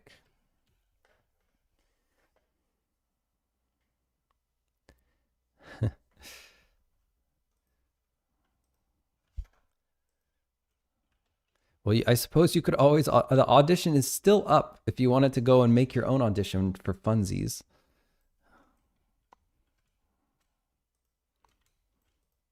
But we tended to pick professional voice actors. I mean, I think almost all the people we got, with the exception of one, there was only one person who had never done like professional voice work before, who we put in the game. And they had a very unique role, a very unique type of role, and very unique delivery and everything. But everyone else, we tend to go with more experienced voice actors. Not because we look at their experience. We don't even look at their resumes. We just literally pick the best actors, and the people who are the best actors seem to always be people who have a bunch of credits in other games. They just slay. The animatic should be somewhere in here. Here it is, animatic harp of 6, which is great. And I'm looking here and I'm trying to figure out, so we have an audio source. I'm trying to figure out, maybe the line is playing, it's just the audio source is not correct. Oh, check that out. The audio source is pointing to some kind of music thing. Audio source is playing music. Is that correct? I don't really understand what's going on there. Let me look at exactly how we set up the one in the music class, because that is more,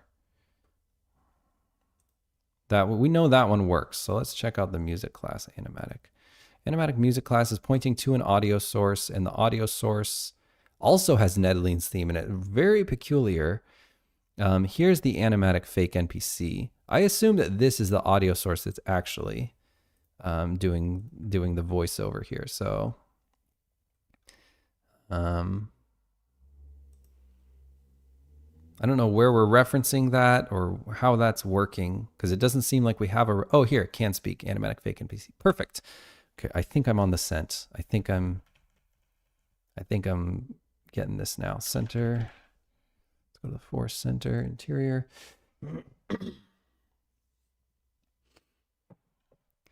Compelling delivery. I mean, yeah, delivery is everything. That is it. That's what I'm saying. It just, the people who win out usually have a bunch of credits. That's just how it works. Voice tone is completely irrelevant. We don't give a shit about that. I mean, we only care about it insofar as it matches the character, but the actual timbre of the voice is not, you know, not particularly important. Just the delivery, just how they say it, and if it matches the character, if they're sort of a nervous character, if they sound nervous.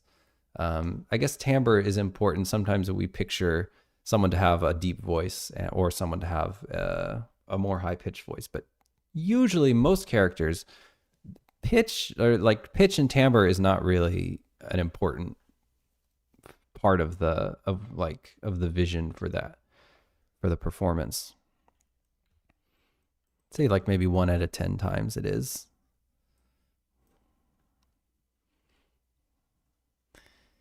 It's all about delivery and acting, and being convincing too. I mean, having the right performance for the role is one thing, but also just convincing, just realistic acting, like convincing me that you're not reading a line, convincing me that you are really that character. It's a rare thing. It's like, even of the auditions we get, probably only 10% of them really are convincing.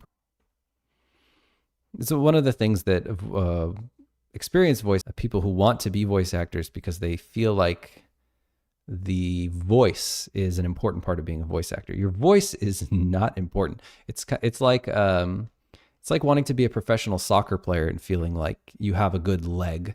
And when I say good leg, I don't mean like you're really good at kicking. I mean literally the piece of meat that is your leg, the anatomy of your leg. Like nobody would say, "Oh, I have a great leg for soccer." You know, it's like it doesn't matter what your leg is. What matters is that you know how to play soccer and that you know how to like dribble and shoot and stuff. The actual skills of the playing the game, and that's kind of like voice acting. Is like your larynx and your chest box and everything is not important at all.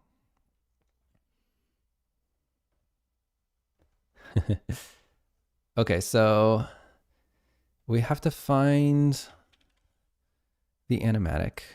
Oops. Love it, Lord Matri. Skyrim jokes are always welcome here. Okay, so we have the animatic fake NPC. And they have no VO name. So I think that that's honestly the issue. I don't think that this is very complicated. I think we just type in netlean here. And that's all. I think we're done. I think that's all it was. So let me save that. And then I'm going to try to start the animatic again.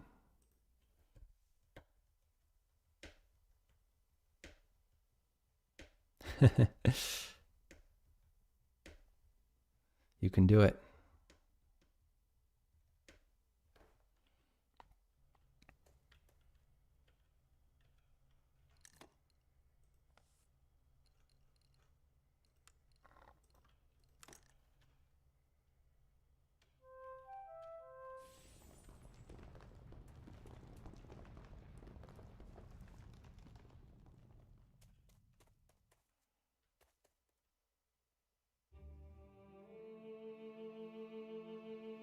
All right, so let's just jam through this.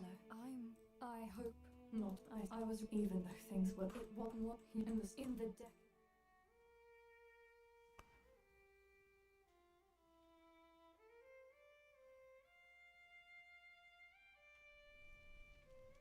Okay, so it didn't work. And I'm wondering, fake and animatic fake NPC. So this is the one that should be speaking, and they have netlean tag. And let me just make sure that that tag is correct.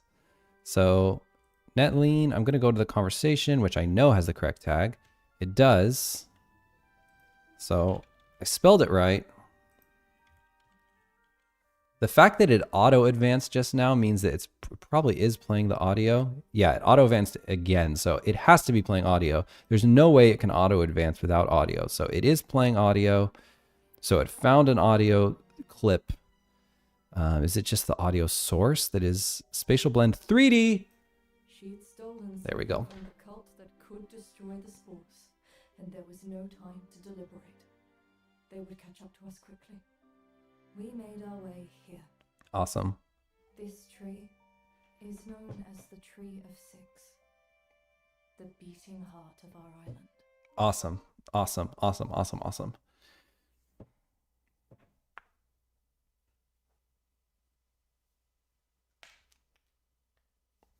Okay, this is great. So that is another bug fixed. Let's go to... We should have main quest playthrough notes to something about voice. Something about VO. VO is missing. I will try to mark these somehow. That's not what I want. Oh, do I need to like highlight it or what? No, that's not what I want. How do I mark the cell color? Oh, there it is. It's this little bucket. I don't know. I guess I'll just cross them out. How do you do a strike through? Good Lord. How do you do a strike through in Google? How do you do it? There's got to be a hotkey for it. Okay, Control B. How to, strike through hotkey Google Docs. Depends on your system. No, it doesn't. It's Alt-Shift-5. That sounds right. Alt-Shift-5. There we go. Okay. So we fixed that one,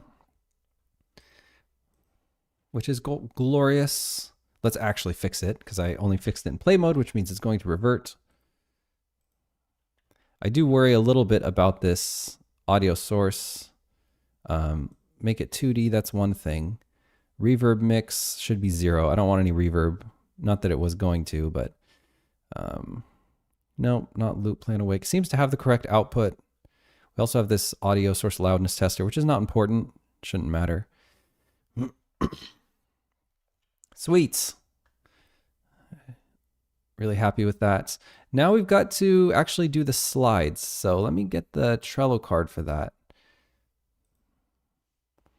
And find the Photoshop file here. So there should be a Photoshop file. Okay, there's the Photoshop file. So I'll just copy that and we'll just paste it right in here. Okay, and here are all the different slides.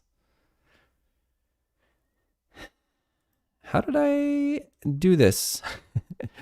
What do I have to do?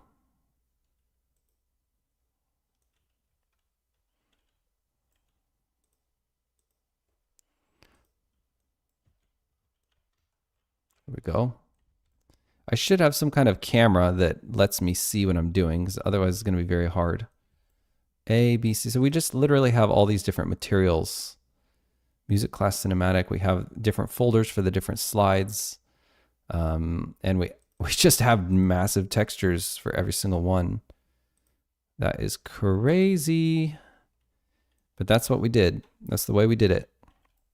And that's the way we're going to do it again. So let's go. Let's do it.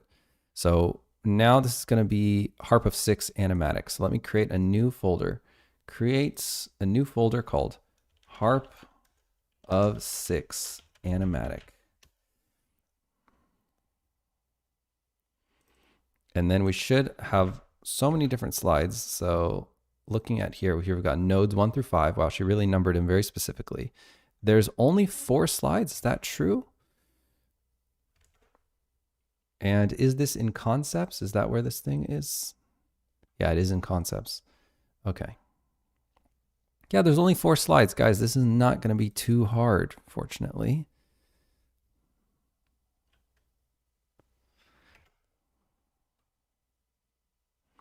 We can look at the conversation to make sure that it actually is setting the correct slides. Set animatic. Okay, so we just have one slide change in here.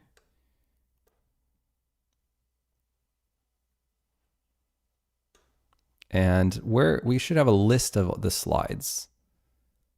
So that's the initial slide. So where are we getting the slide ID? There's something called illusion end, which is never being called.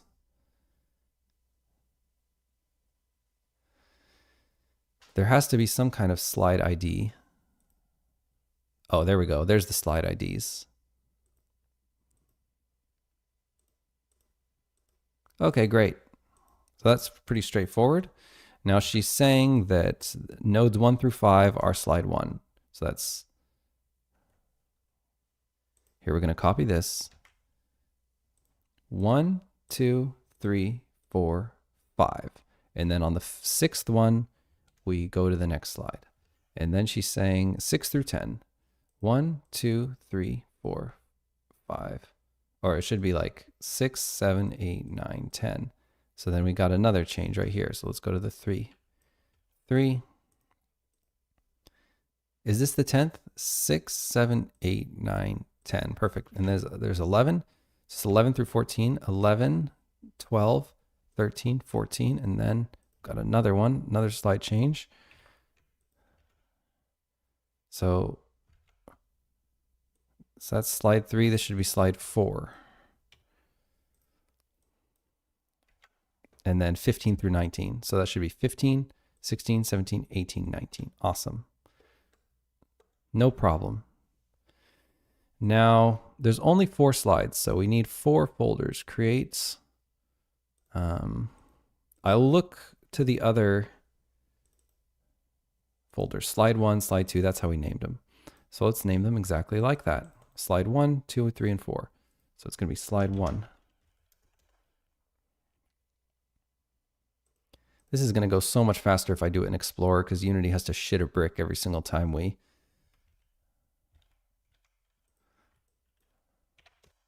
make a new folder. It's like the most dramatic thing ever for Unity. So there we go. Excellent. And now we've got to actually save off all the different slides. So looking at how we did the music class animatic, slide 1, we just literally saved it and it's just defaults. And then we have this material. So I will copy the material. Copy path. I don't want to copy the path. I want the actual material. Can we not do that? Whatever. I'll just copy the material and then stick it in the Harp of 6 animatic folder. Let it do its thing, take forever.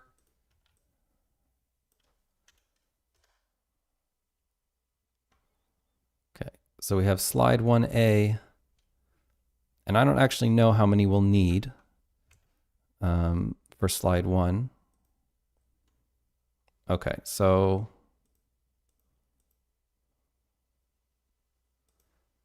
I'm just going to kind of decide myself, I guess, how to break these up. This will definitely be in the foreground. Do we even need a midground here? I don't know. Got this texture. I'm going to delete this background. We don't need it.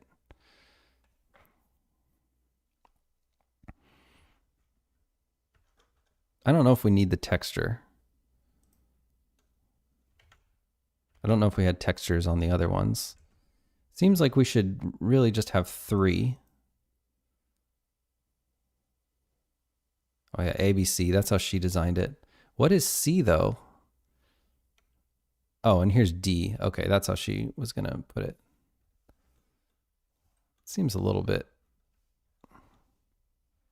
over much to have 4. Seems like, well, I don't know. Okay, we'll just do it the way she wanted it. So I'm going to duplicate You know what? We do need the texture. There's no way to texture this otherwise because we don't have an overlay or anything like that. So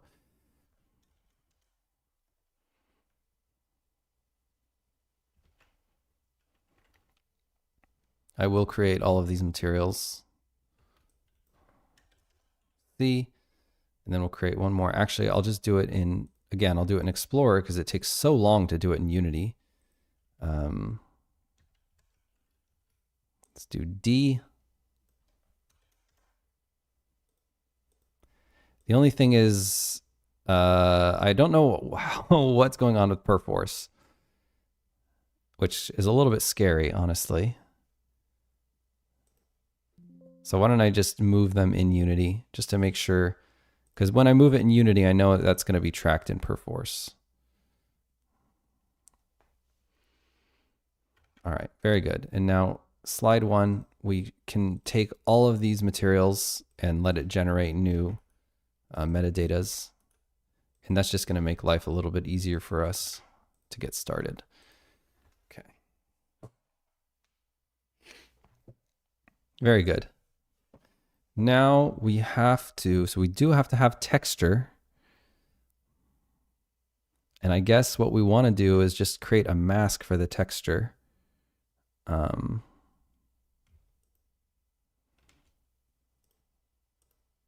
There we go. That should be good enough. It's kind of an intense texture. I'll turn it down a little bit.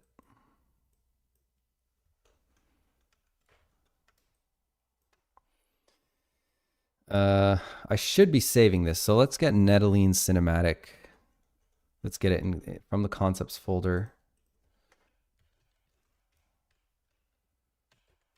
Nettling Cinematic. I will check it out. And I'm going to name this change list, forest, center, and Nettling Cinematic.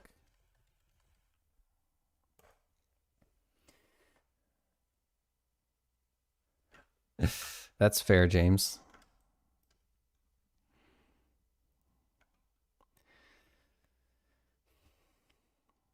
So first, let's do slide D.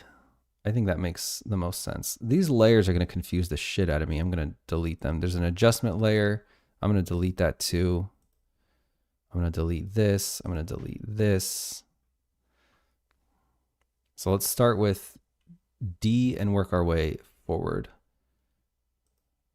So A, B, yeah. Perfect. Export. Quick export as PNG. And then we just need to put it in the correct folder, which is assets, UI, materials. Where am I? What am I? Who am I? Sprites UI. Sprites UI. Slide 1. And we want to call this slide 1D, right? Slide 1D. Save. And then it would be nice if it all came in with the correct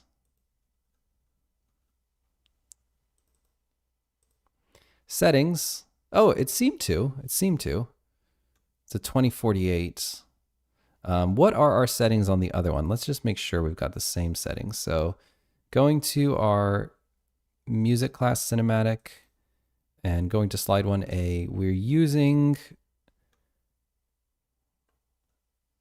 automatic normal quality. We're using all the normal stuff, nothing special at all.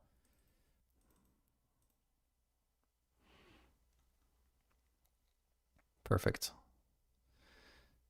So I think this isn't too complicated. I'm pretty sure we could just, E is not even being used. So I'm just going to deactivate it. And D, we just want to go D here. And then D just has this texture. And there, we're cooking. We do have this bit, which is not going to fly. So I guess we do need to fix that, the texture.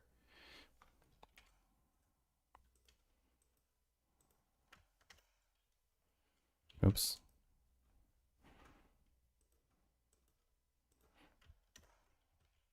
just going to have to do it like this, and then I'm going to have to export quick. And I should only have to do this once. This is so tedious to do all this, but I'm actually having a lot of fun right now because I'm so excited to actually have this in. This has been on my list forever. So I'm just really happy to be doing this and getting this done. It just feels really good. Sometimes, you know, you really are not looking forward to doing something, and then by the time you start doing it, when you are actively doing it and getting it done and the task is being withered away before you, it actually can be really fun because you're like, oh my God, that thing I wasn't looking forward to, here it goes, baby. We're getting it done right now. Hell yeah. I'm going to undo that because we need that texture on everything we do. And it's just going to be very annoying, but we're just going to have to do that. So, this thing doesn't need texture, surely. This is crazy that really should have been put on. Whatever. It's fine. Export as PNG, and this one is going to be C, I believe. Just working our way down here. Okay, and then we've got B, so just the kids here are going to be B. Quick export as PNG.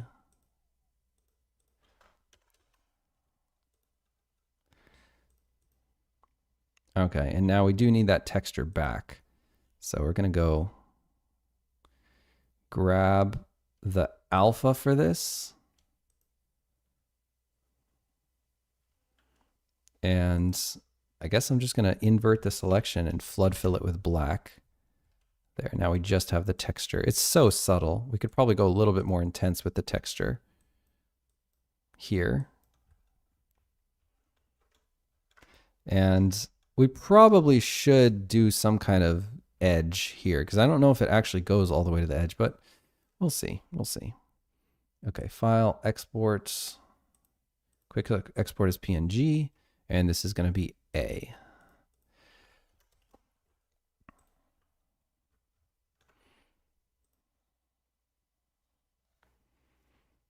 I hope these are finished. I hope Jacqueline doesn't plan on going through and polishing these because, well, if she does polish them, she's going to have to polish them directly in the PNGs themselves. What did we do for the other ones? Are they PSDs or PNGs? Let's see. They are PNGs. So if she polished them, she must have polished them in the PNGs, which I'm assuming is how she's going to do it for this one too, because I can't go exporting these off again. That will just be very annoying. Hopefully she knows that. All right, so we've got to go A to A, B to B,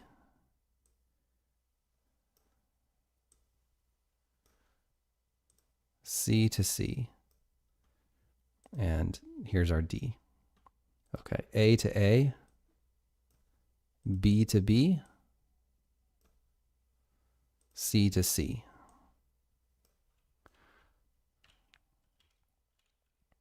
Excellent.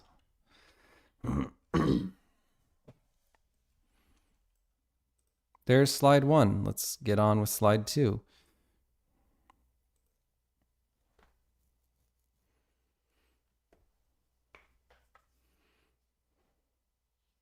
$4K channel points. What is that?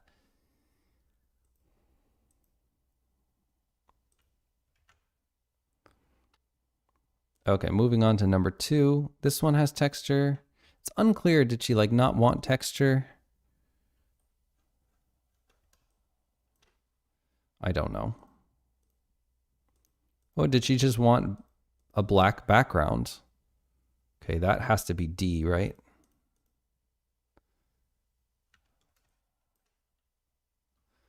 Okay, file, export. We're going to back up, and then we're going to go slide 2 to D. Save.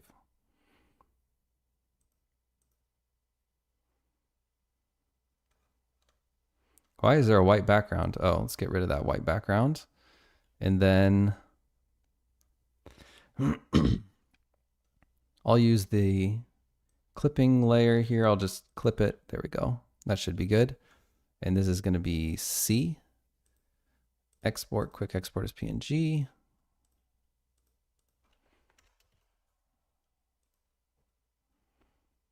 Okay. Then I don't think I need any of the others. Here's B.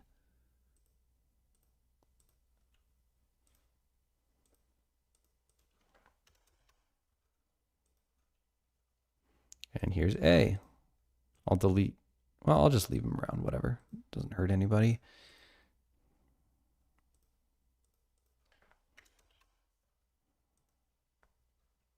Very good. Moving on. What is even happening here?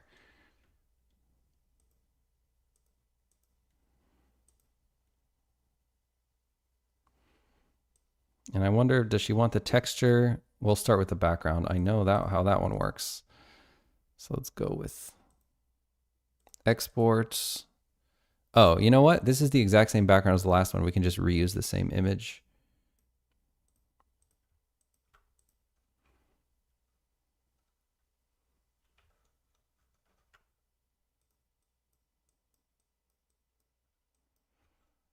Okay, now this is C, so let's export as PNG. This is slide 3, and it's going to be slide 3C.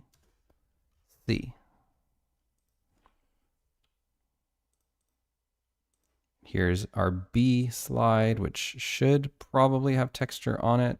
So I'll use the clipping mask. And I don't know what this stuff is. I really don't.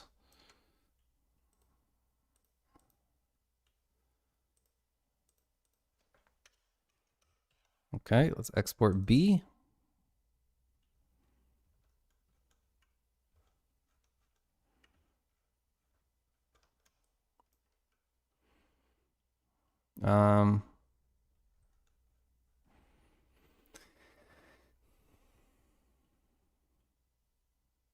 And then we'll put this one on layer A. A little bit of fire. Export, quick export. A. Okay, last one here. Here we go. Awesome. And we got the same background, so I'm not going to use that one. So let's just go straight for B. I'll put a texture on it. Turn it down a little bit. Exports. And this should be slide 4. Slide 4. B.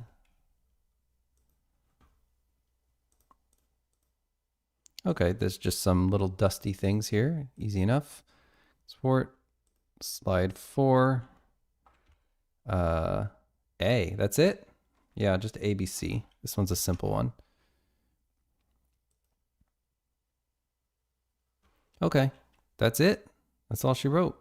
We're done.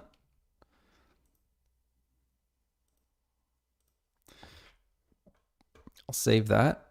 And now we should be able to really easily do the rest of these now that we have everything in place. So slide 2, we've got A to A. Oh, still, it says we need to rename these, which is actually incredibly annoying that I didn't do that the first time, because now I don't know if Perforce is going to like if I rename them just in Windows. That might be a problem. So I will rename them in Unity, which is incredibly annoying. I can't believe I forgot to do that because it takes so long every time. It has to re-import the whole library, which is so stupid.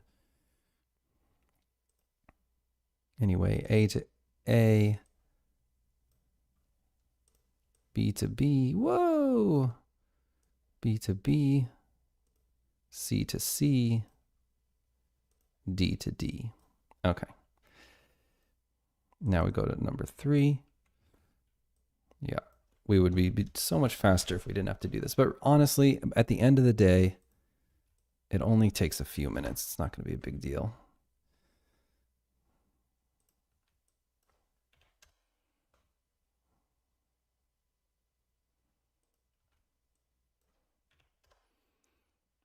Now, I know for the D material, we actually want to be looking at slide 2D background. So there it is. And for C, we've got an actual texture here. Whoa.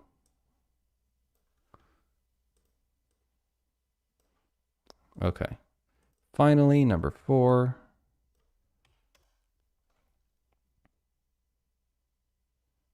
Ooh. That wasn't right. I think I accidentally opened up the 3 folder, which should already be finished, right? Yeah, it is. I'm an idiot. Okay, here we go. Slide 4.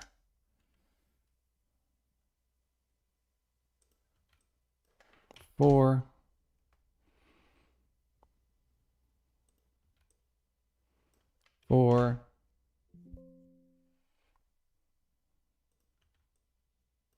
And 4. Okay. Very good. And then A to A, B to B.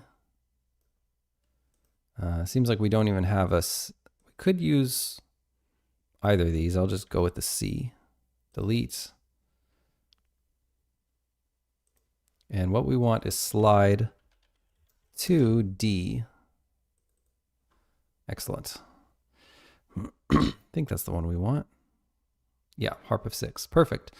All right, now let's start laying these in. So we're on slide 2. So let's go into slide 2. And we've got our A material and our B material. And for this one, we do have a C, so I will turn that on. We'll do our C material. And finally, our D material. Awesome. It looks like we've got some incorrect ordering here. I did something wrong. So that's C and B. Yeah, it seems like we're going to have to flip these around. We're going to have to put C here and B should be here because it's, I don't really know how that happened, but it's fine. I don't know if I did it wrong or Jacqueline did it wrong. Doesn't really matter. The slide looks good. We're going to skip 2B because we don't need it.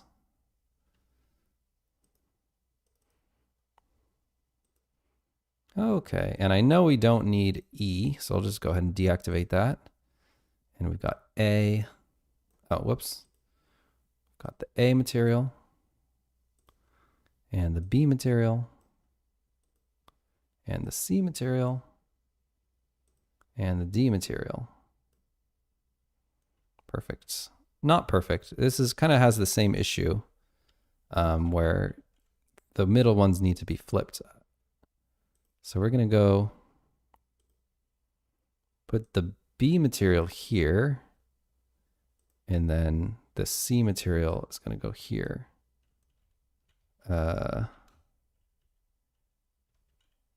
That's not right. That's not right. What's happening? Let's turn these on. So somehow this one got moved. I don't understand why that happened, but it did happen. So I'm going to put it on 0. And hopefully none of the others were moved.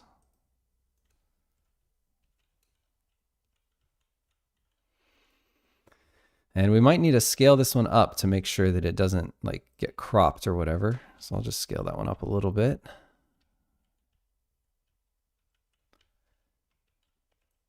And probably this background will need to be scaled up, but we'll see, we'll see. And finally, slide 4, here we go.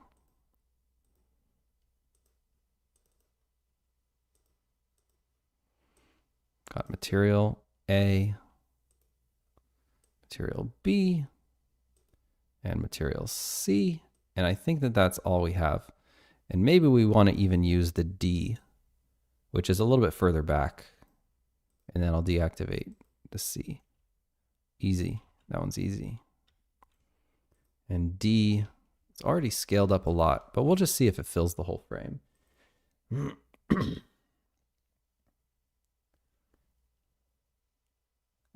I don't understand. Your jokes are too high level, James. I'm not smart enough.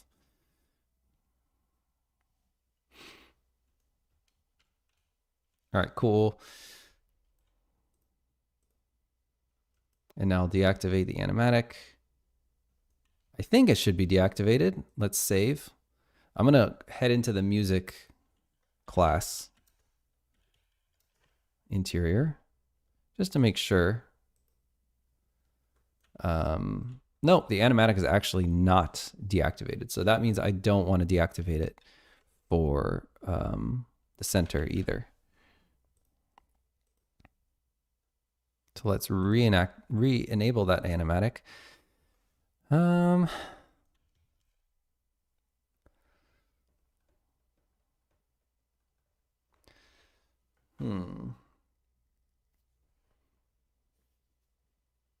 What was I going to do? Oh yeah, perhaps replace the song. So we have, the song should it probably is playing, yeah, out of this audio source. And it's playing Nedeline's theme. And I wonder, do we have a new Nedeline's theme?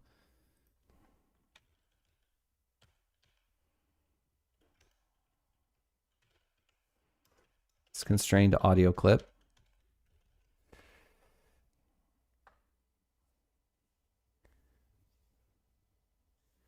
What does a sea pirate call his girlfriend? The sea shorty. Oh dear. Oh dear. Okay, let's see. So we've got intro animatic. I don't think that's the one. One of these has a real violin.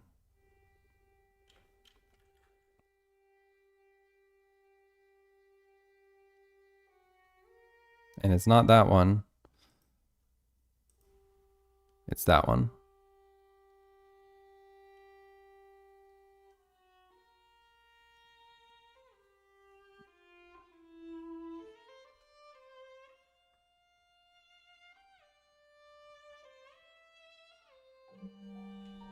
Okay, so really these all need this version.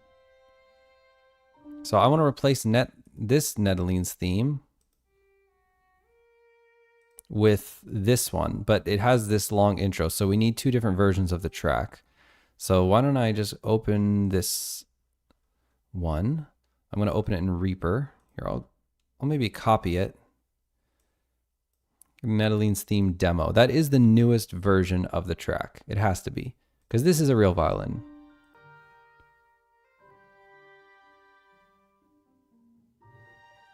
It's harder to tell here, but that's definitely the real violin.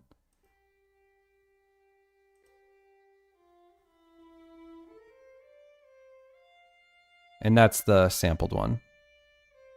It's a good sample, but it's not. That's the real one, yeah. That's beautiful. Okay, awesome. Phoenix's names for the tracks are completely indecipherable sometimes. So let's copy this demo. That's the newest one. Let's put it in downloads and let's open up the Reaper.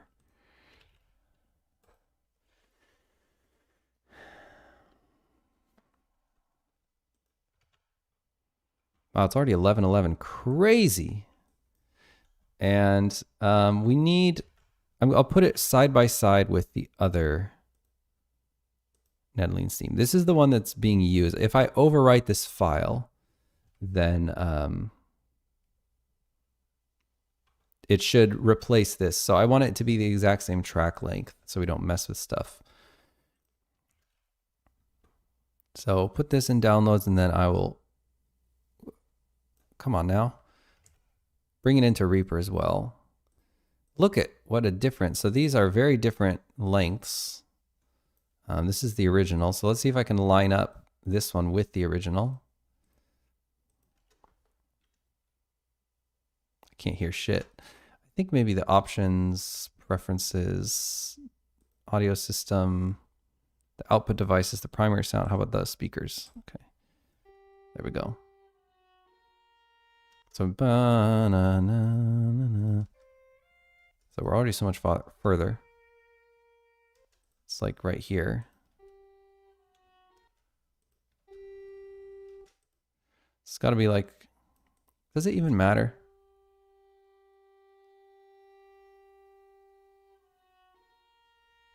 I don't know if it matters. I might as well just use this one.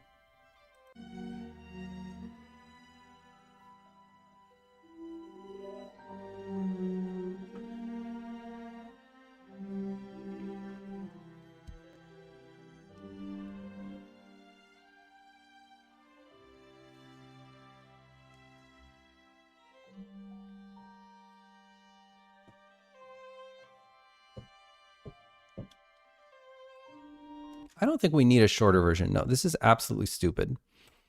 Let's just completely deprecate this one from the game. And wherever we're using that track, we are instead using the demo one. The demo one is now the only version of the track that we should use. I guess the only problem is there's this stupid delay at the beginning, which is like,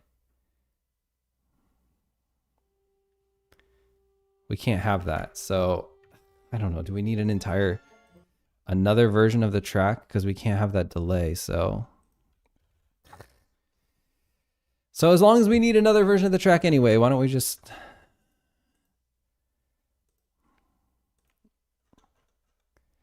overwrite the other one? Then I know that we'll always be using it. I won't have to go and replace.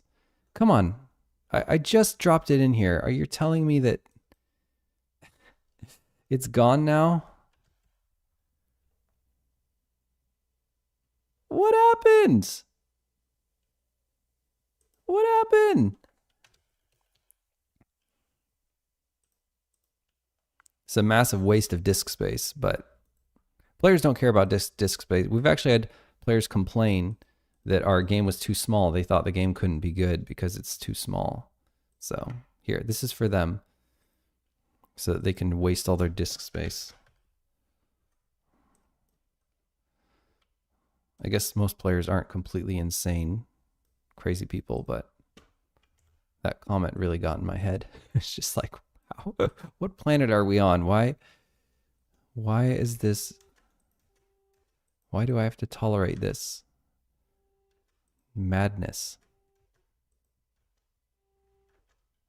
I'm going to turn off snapping. It looks like right here is the beginning of the waveform.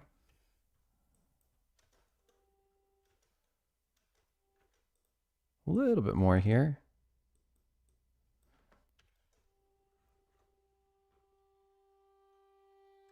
Okay. All right, let's just do that. Let's rewrite right over it. So I'm going to go render, and we're going to browse for a file. We are going to overwrite this file. First, I need to check out this file. Let's head over into Unity, and let's for .NetLean's theme, we will copy it, or sorry, we will check it out. It's going to be in music resources Feb 25 batch. It's going to be in music assets music. Is it audio music or something? It's assets audio music resources. Audio music. Come on, not that one. Come on, music folder. Music. There we go. Resources Feb 25 batch. Here we go. 4 dot. There it is. Overwrite it forever.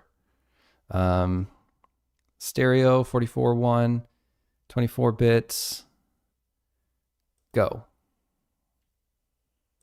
I guess I could have checked if it was a similar volume. It's too late now. Okay.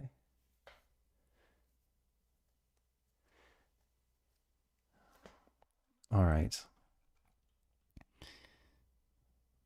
Oh, I've got it up here so I can see if the waveform gets smaller. It didn't. Maybe it did get a little smaller, but it's fine. Okay, force center. Let's try it now.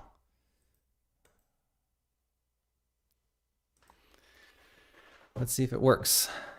What is you? Who are you? P4 apps? What is this? Maintenance? Fuck off. Are you sure you want to cancel the installation? Yeah, what are you talking about, dude? We're working here. What are you doing? Get out of my face. Okay. Tangle knot remover, pin that thing. We need a new tangle knot remover song. Is there an ancient version of this song? No, there's not. It's fine. It definitely can't sound like that. It's the happiest thing in the world.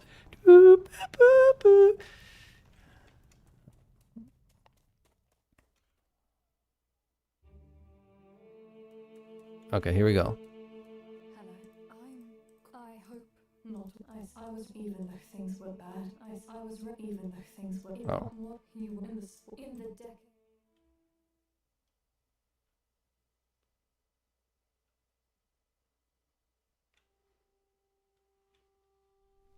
When the spores began to leach into Oh.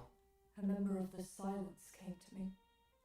She told me this was not the work of nature, but the work of... Maybe they're all supposed to be deactivated? I don't know. It was a bad impression. I started too high. That was the problem. It's a big range. It's like almost a full octave there. Gotta be like duh, duh, duh, duh. There, I did it. Okay. Sho Nakano VTube, hello. I don't know why this song is so delayed when starting. It's weird because when I go to the music interior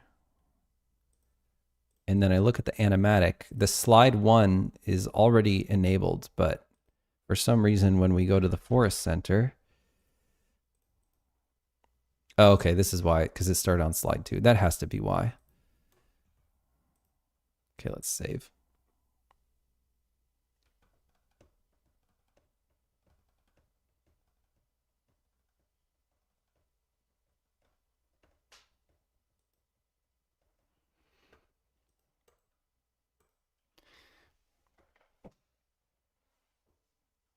I almost want to come up with a different song right now. Something a little bit more evil. Something a bit darker, like... So this is... That's what we're doing now. That's awful.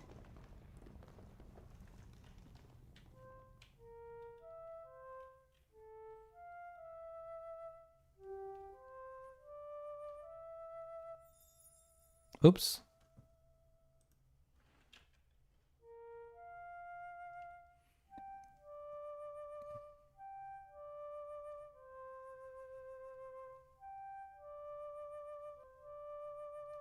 Maybe something like that. Whoa, look at all these ones are different colors too. Which is weird. Something's broken about the particle system.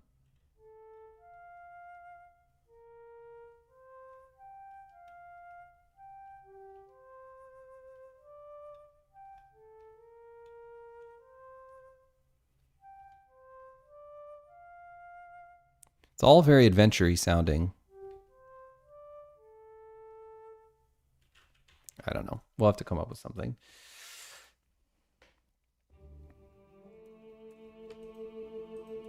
Hello, I'm called Ned. I hope not all, but I suppose it may seem that when I was right even though things were bad. I was right even though things it wasn't more. I wonder what triggers it to move on to the next stage. Only when you click on both, maybe.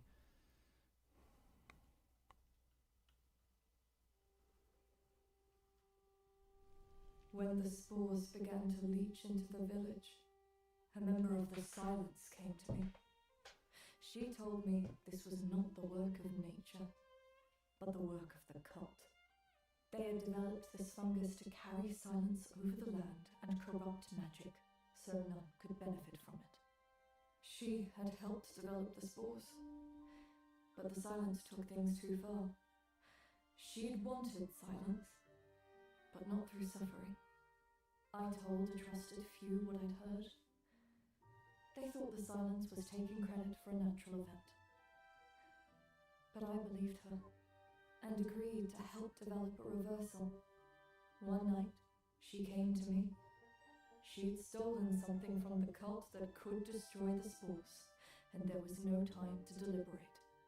They would catch up to us quickly. We made our way here. This tree is known as the Tree Okay. of Six. So the tree doesn't fill up the frame. We need to Beating heart of our scale it up. And I'm sure you've heard tales of the Harp of Six. That's what my silencer comrade had stolen from the silence. She believed the tree had been compromised, and that if we could only fortify it, it would be strong enough to cleanse the forest of spores. This harp was said to be corrupted, to warp and contort magic beyond recognition. We thought it was a myth, and if it wasn't, that we were strong enough to overcome it.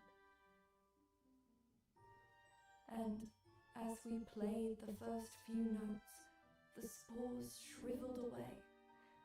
The air cleared, and we thought everything was going to be fine. But it went sideways. The tree erupted in flames, the bark screeching as it burned, as if it couldn't stand the sound of the harp. There's this huge pause between the lines. I don't understand. Rained down around us. There was no surviving what we incurred. Why is there this huge And pause? when the Very flames strange. finally died and the smoke cleared, I found myself in this form. And the forest, miraculously, still stood. But then, white hairs sprouted from the ground. They grew tall, until the earth was covered like fur. They plumed and burst into the air until only a dense cloud of spores filled my vision. They're growing again. Very faster weird. than ever, and spewing their corruption everywhere. If I These skip, spores soak up magic. The Tree of Six has So- struggled to recover from the damage. yeah, there's these I weird have pauses. kept company and sung a song of healing these many decades. But I fear it's not enough. The spores now drift freely, corrupting all they touch. I now know the spores feed off of ash and decay. The worst thing we could do was burn the forest.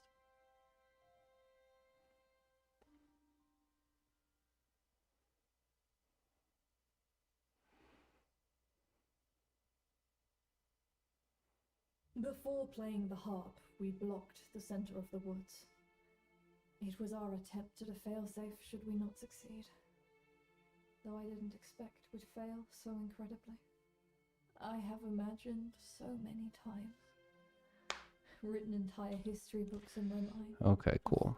What the So now I'll go through Wasn't these. the harp destroyed?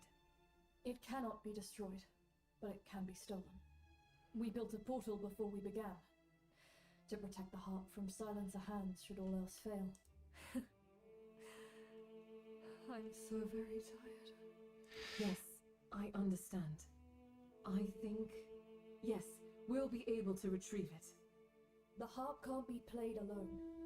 We knew this, but we didn't understand the strength of numbers. You bring them here and play the harp. The harp already knows. Everything lies with you. You did it! Somehow you opened the Tanglenut wall. And we met her. And it was all true. She was trying to save us all. I know where the noise plane is. I can get us there and we can get the harp. But I can't play it. I am proficient in potions. But I don't trust my fingers to play any instrument. I saw you open the Tanglenut wall. Witches have been trying to get through there for decades. You're the one who needs to play the harp. Find 6 witches you trust. Tell them to come to the Green Sprites headquarters. I'll be your guide, and make sure nothing interrupts or follows you. The etchery professors are constantly coming out here, probing the bramble and talking about burning everything down. We can't let that happen. Come with me.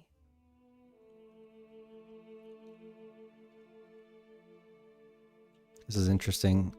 There's like a collision in my way right now. That was fairly awesome. I'm pretty excited about that. It's really the first time I played that part, so.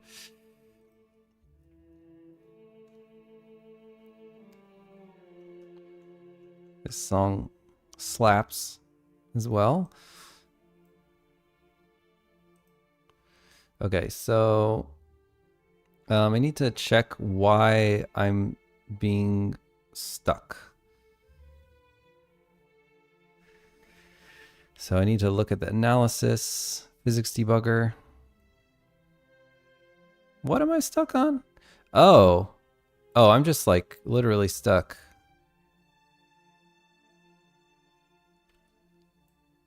Here. Okay, so it's the little wall that we had made.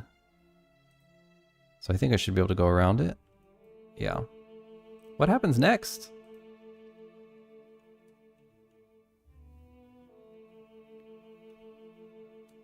She said follow me. But where do I follow her? I should follow Zinnia, so we can't go, so... Oh, okay. Once you have the harp and a group together, meet me at the headquarters and I'll guide you safely back here.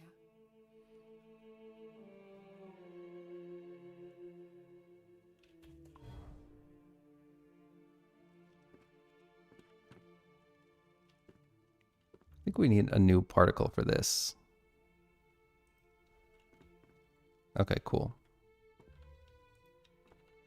Well, that is sweet. The more I think about it, the more I think maybe Natalie was right. She believed the forest needed to be burned, that we could start over fresh. I trust her and would go wherever she has gone. We don't know what happened. We don't know why she came out here. Maybe she encountered a silencer, and they were the one who started the fire. The fires ended the last round of spores. All we need to do is create a bigger fire to ensure they are fully destroyed this time. The forest won't recover from such a strong blow. It's resilient, but it's not indestructible. The forest is rotting. The corruption is too deep already. The spores are already plaguing creatures in the woods. Soon it will start plaguing everything, and everyone outside the woods as well. We need to decide, and there isn't much more time. If you could hold off, just keep the spores at bay a little longer. We might be able to finish the cure. We need to consider the safety of the students and the village. Once the spores leave the woods, there is no safety. For anyone. Anywhere. What will happen if they blow across the sea? Burning our forest is heartrending. This isn't what I want to do, but to let the entire world become spore-ridden is something I will not let happen. The spores don't just make people sick. They corrupt magic and make it unpredictable. We'll stay here and do the best we can. Sylvine, work as fast as possible. We'll be waiting. I just hope she can finish in time.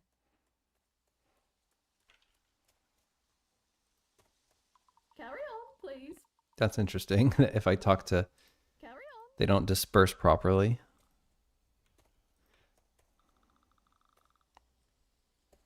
There's also something weird about the audio there. The voices sounded strangely boomy.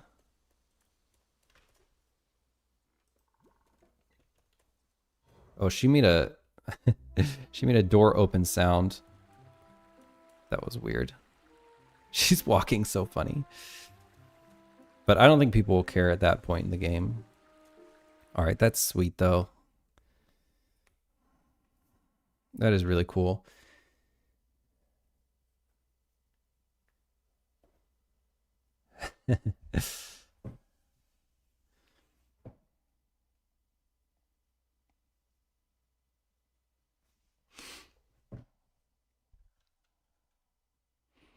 Oh my gosh, so much to do, but that was awesome. I think I'm going to call it a stream there because we finished the animatic. We finished the, well, we've got collision issue that we need to work out, but I'll do that next. Maybe just like, yeah, we just have to move some points around. Okay, that's wicked. Yeah, I'm going to call it a stream. Thank you, everyone, for hanging out. Yeah, if you're new to the stream, oh, there we go. We got the Moobot. Perfect timing. If you're new to the stream, please check out our game. It's called Songs of Glimmerwick. It's a Witch Academy RPG where the magic of the world is music. I think it's going to be a banger. So if it seems like your cup of tea, don't forget to check out the Steam page. And hey, it has a free demo. It's a couple hours long, and you can just download it and see if it's your cup of tea. But I imagine we probably don't have any newcomers here at this particular moment. It's quite late. And hopefully I'll catch some of y'all. Oh, I'll read this message real quick by Dark. Seen your video, GameDev video on YouTube, but always miss the live recordings. Oh, thank you. You're too kind. All right. Oh, thank you. Thank you. Second favorite game ever. That is high acclaim. It is wonderful to hear. It doesn't get old hearing. Thank you so much. All right, folks. Hopefully I'll catch some of y'all next time. See ya.